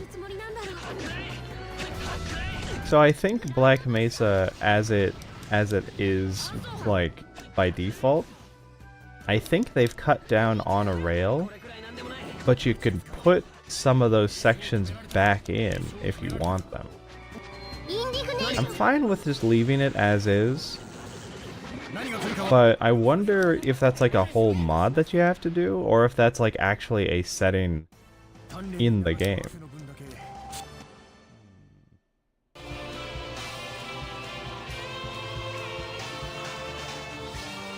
Because I remember hearing someone mentioning that that was an option, like if you really wanted to have that. And I kind of remember, I feel like they said it was right in the options menu or something, but I feel like having that as like a toggle would be way too easy. It's probably something that you have to add back in somehow with like a mod or an INI file or something. I have to look that up though.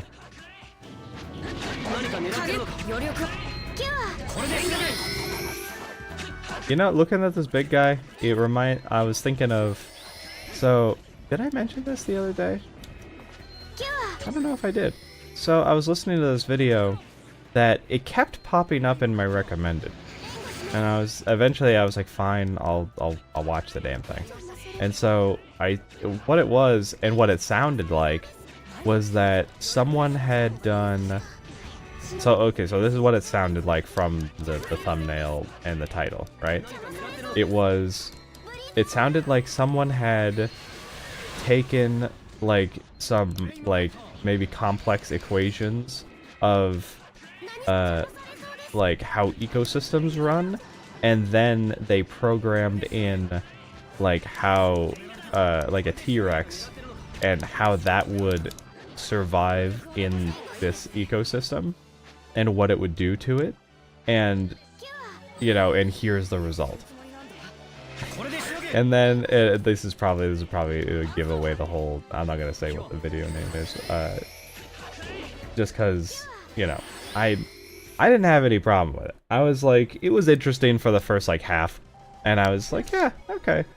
But it is funny that, like, as I was listening to it, I was like,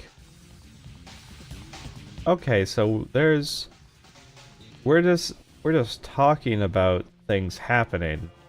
Where do the equations come in?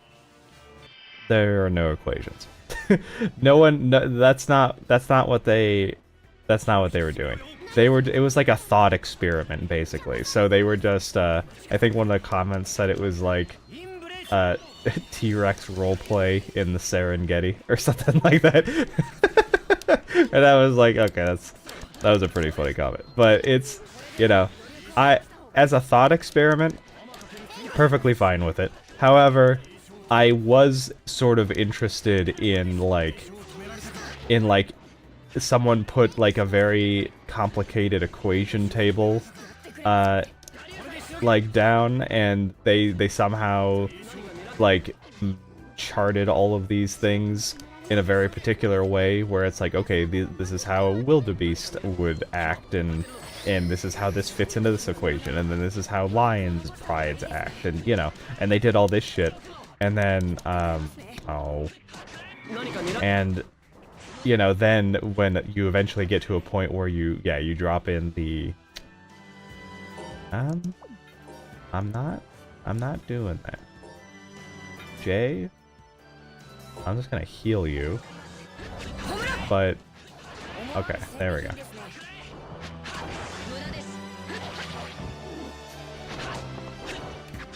But yeah, it's it would have been interesting. I would have enjoyed that.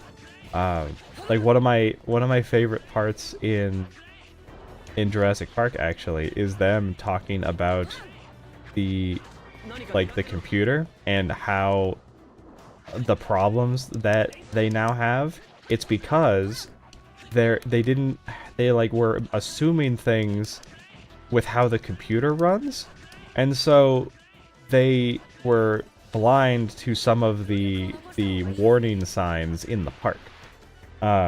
This is the book, but yeah, if I didn't say. But so in the book, you have what did I just say earlier about I'm just throwing spoilers out here because I'm just fucking yip-yapping. You have, oh, I can't do that because the That thing sucks. You know what? I'm not gonna bother right now with that, because I might come up to a thing pretty soon that I can just heal myself fully. Hopefully. Yeah, they use this function on the computer that's it's convenience. It's like, okay, you can make this count go by faster if you just give it a number that you're expecting, and yeah, okay, it'll tell you, okay, that's how much we found, because that's what you're telling us that you're looking for. But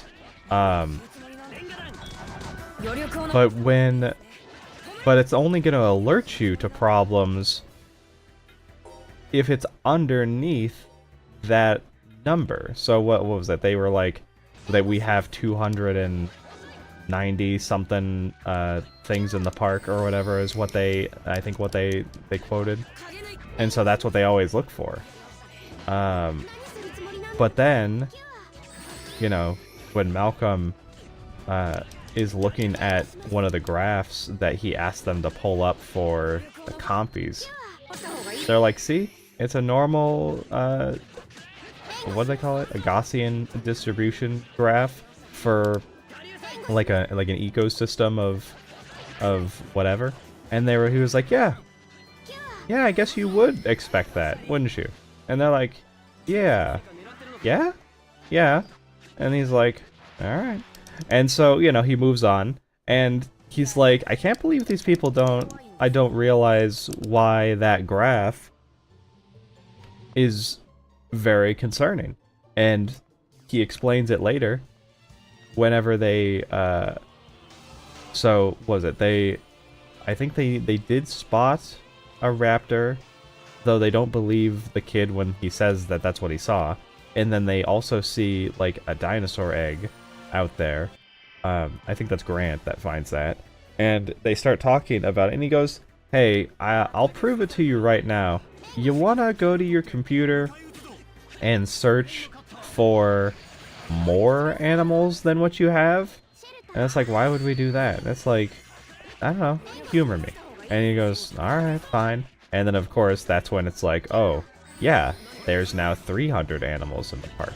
And it's like, what do you mean there's 300 animals in the park? And it's like, okay, how about you search for some more? Go for like 340 or whatever it is. And so, I forget how high up it goes, but you know, they go up so high and everyone's having a little panic attack because they're like, why is it counting more animals now?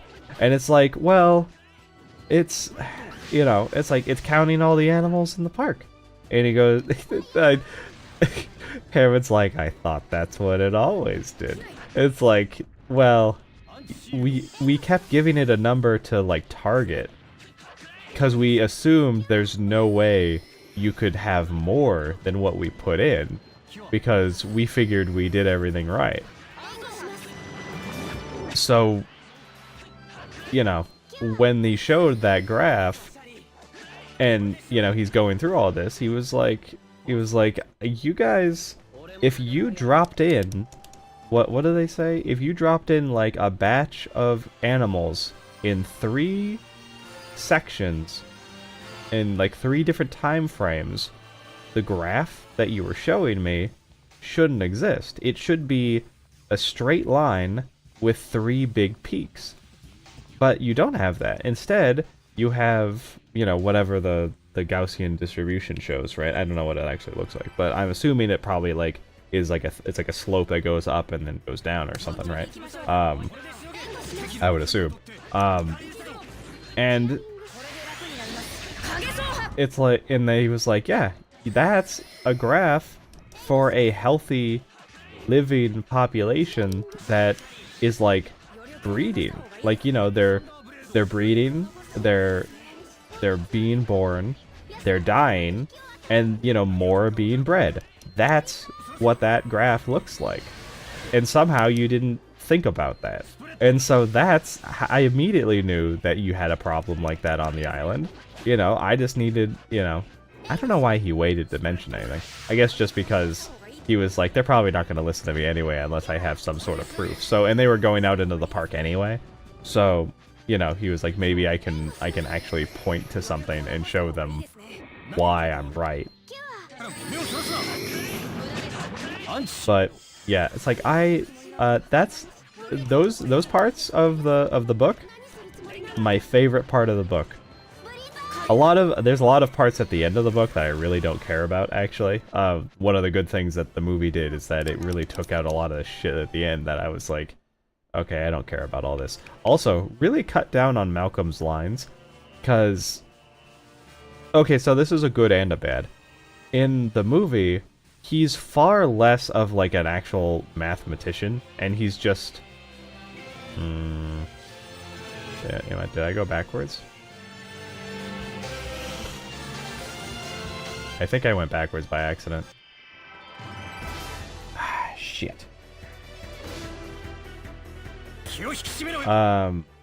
He's more just like they call him a do they even call him a mathematician, or they just say that he's like a chaos-tician or something? Did they say something stupid like that? I don't know. But they focus a whole lot less on his you know, his involvement in the mathematics portion of why the park wouldn't work. However, you know, not only was he, you know, played by a very good actor who had a lot of charisma, but, you know, his lines were cut down a very, very significant portion. And he felt far less annoying and smarmy. Because in the book, he would not shut the hell up. Like, you couldn't go, I don't know how many chapters, or pages even, with him in it, before he launched into some big monologue about why this is bad, and humans are bad, and humans are stupid, and people are stupid, and you're stupid, and, you know, dinosaurs are stupid, and, you know, it's like, no matter what, like, at the beginning, it was like, okay, yeah, I get it, he's trying to get his point across, and, you know, Hammond refuses to listen because he, you know, in the book, he's a jerk, and he really doesn't give a shit about anyone but himself, but, you know, thankfully in the movie, when they made him more,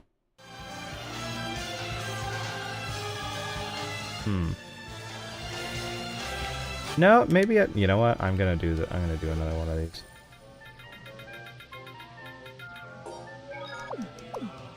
Okay, maybe I'm wrong. Maybe this is the right way to go.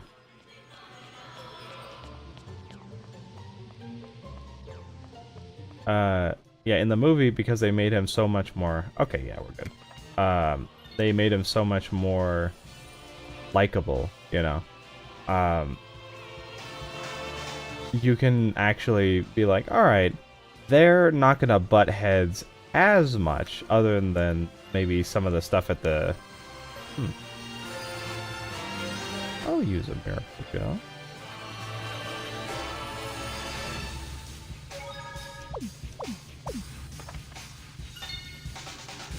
Yeah, they're not gonna butt heads quite as much as they do in the books, because in the books, number one, Malcolm is such a smarmy douche, and he's constantly, you know, when he's talking about just like the mathematics portions of why the park won't work and how he knows that, okay, you've clearly lost control of this, those are good. Later on, especially after he like gets hurt, actually, does that happen? I think so. I'm pretty sure he still gets hurt in the book.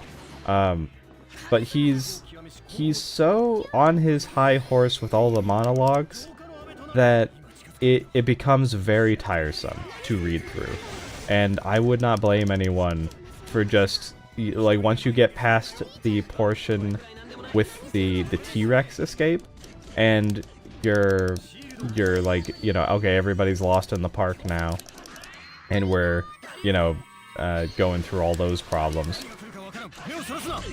Whenever you see Malcolm's lines, if it seems like he's going into a monologue, you just skip all the way to the end of whenever he's done with it, and then you move on. I would not blame anyone for that, because they just get to be way too much.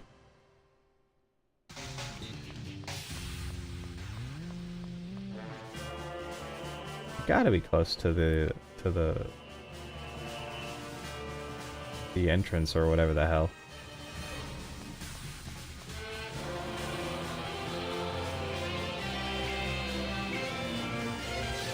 Yeah, look at this long fucking hallway. Microwave hallway from Metal Gear Solid for the Revengeing.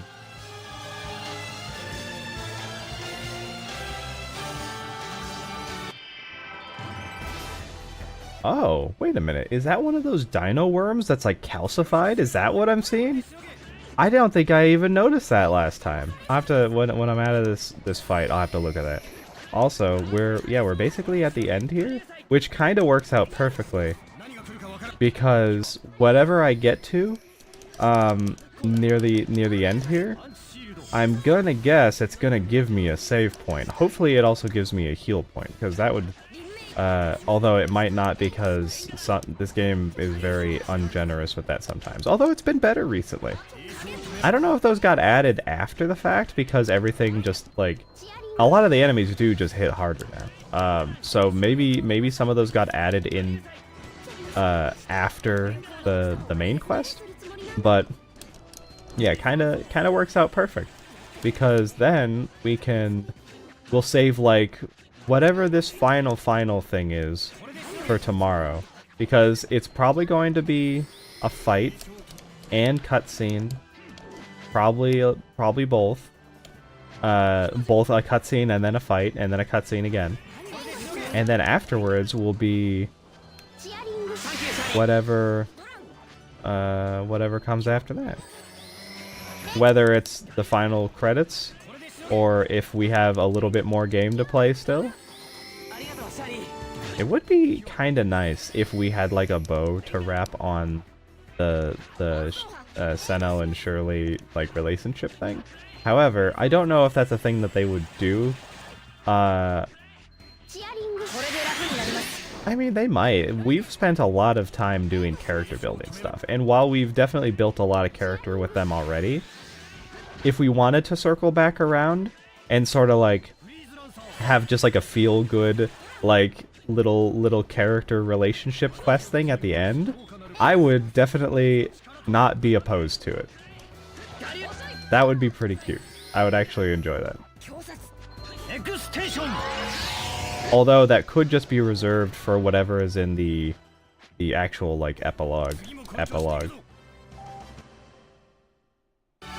Yeah, that is what it looks like. It's a giant dino worm. Nuts.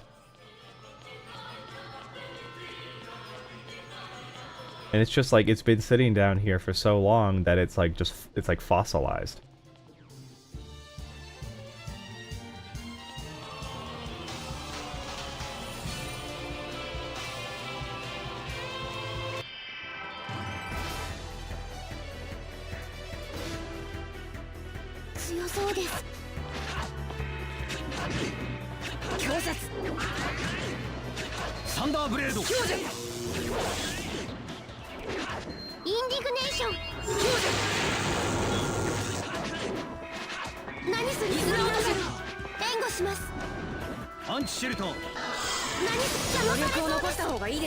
I wish he would stop being an asshole piece of shit.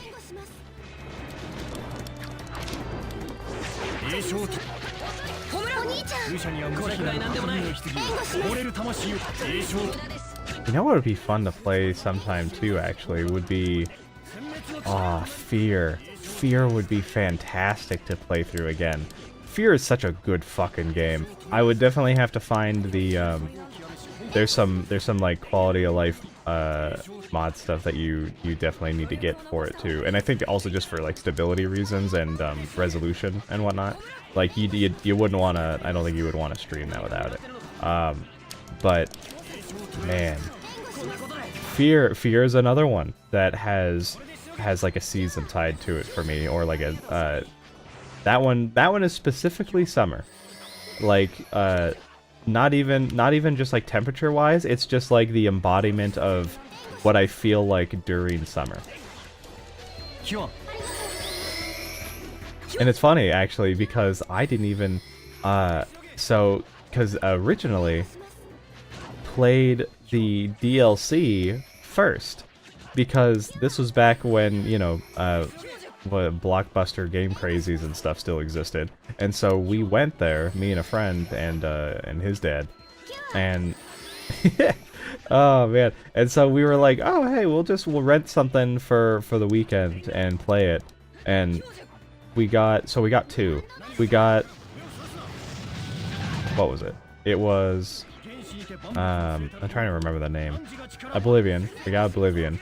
And then we got Fear, but we didn't get Fear just, you know, we got Fear Perseus Mandate. And so playing that, it was like, hey, this is pretty fucking cool. I don't really understand everything that's going on, but man, really cool. Where is my...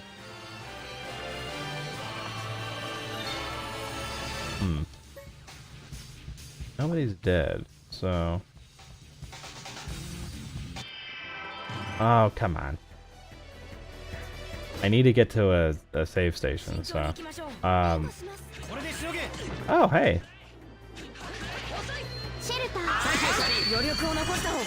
Yeah, funny. So...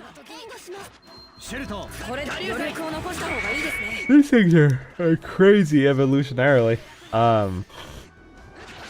Yeah, so it was so fun to play, and then, but it was very confusing, and it was like, I feel like I'm missing something, but I'm just having so much fun playing it that it doesn't really matter. And then, I don't know, like, however far, we didn't end up playing much of Oblivion because, you know, how much can you bet through Oblivion in a weekend? The answer is you get out of jail, you steal a horse, you get arrested, and you die. And that was like in the first however many hours we played, and then it was like, you know what? This is too much shit to try to do in here, like, for how much time that we got left. So we just didn't bother. But playing Fear, we did get to a point where it was like, you know what? Let's just look at, like, we'll look up the story for it, because we used to do that with so when we were playing Half-Life 2, I remember very distinctly, like, laying on the couch, and I was watching something, and he was up on the computer, and actually, I might have been playing a game on the couch at the same time, because we were taking like, I had moved everything over into there. But he was reading whatever served as the Half-Life wiki at the time. And someone had made, like, a scientific write-up of... Do I want to do this? Someone had made, like, a scientific write-up of the head crab and what it did. And so he was, like, reading, like, stuff off to me about that. And I was like, oh my god, that's horrifying! And, you know, and then we just, like, kept going. And, this thing is so tanky, it's ridiculous. This is a pain in the ass.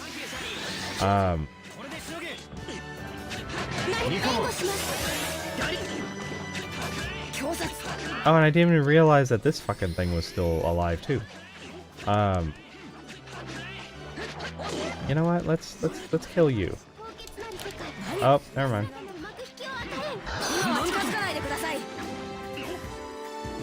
I think I'm gonna have to use a thing here.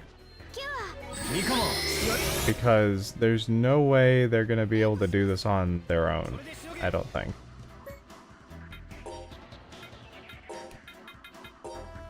So I'm gonna have to use this. Surely, please. There we go.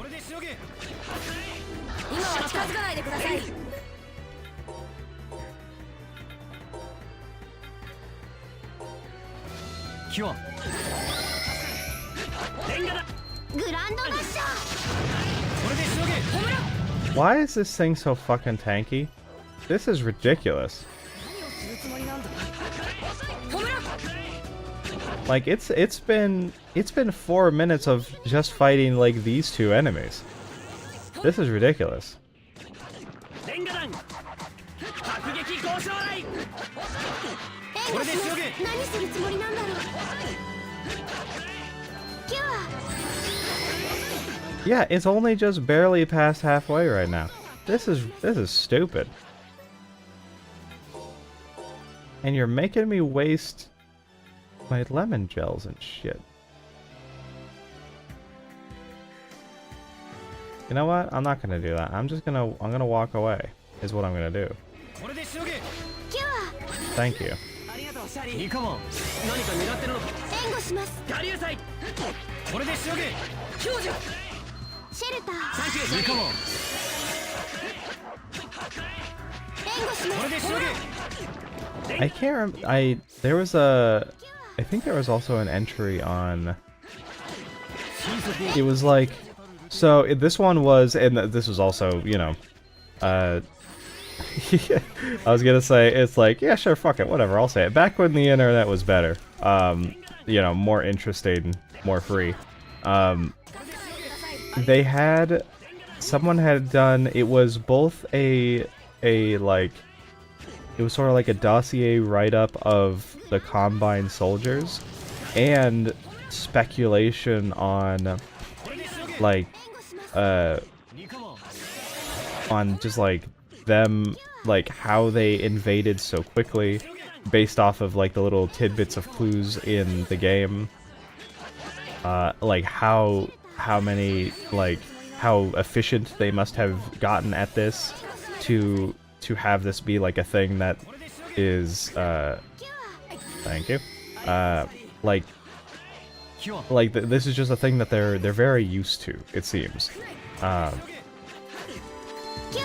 You know, so they must have conquered many other worlds in the same manner. And I think they and I don't know if this one has actually ended up being canon or not, or if this was just another one of those, but they were talking about how the bio mechanical creatures that they have, like the gunships and the troop carriers and all those guys, the, you know, Striders, you know, all them, they came from other worlds that they conquered, and then cool, whoops, I should probably do this. That they conquered and then, like, messed around with their DNA to make them into whatever they wanted to make them into, you know, whatever was most useful to them. And then now they use them in their conquest of other worlds. Okay, cool. Well, at least I used one and then I gained one.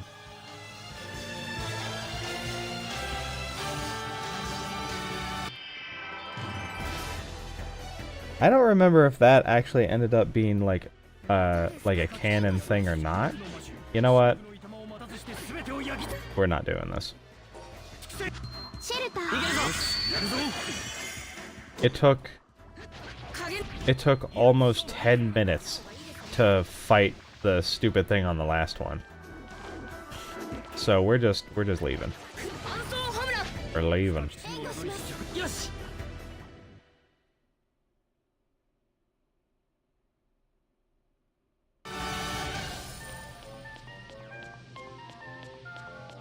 I just want to get to the save point so that we can be done. There we go. Hey, an elixir, which means that maybe I can make one of those little guys. Not that I have the space to do such a thing right now, because we're done. We're basically done for the day. But also this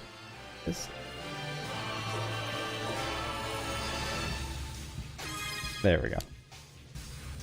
Oh man. So glad. So we did have a decent amount of... Actually, did we start the... I think we started the stream already in Grune's thing, right? Yeah, because we went up because she, you know, we needed to check on her.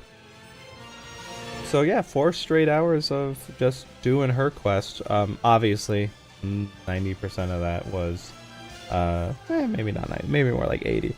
80% of that has just been backtracking through locations we've already been in, fighting stuff.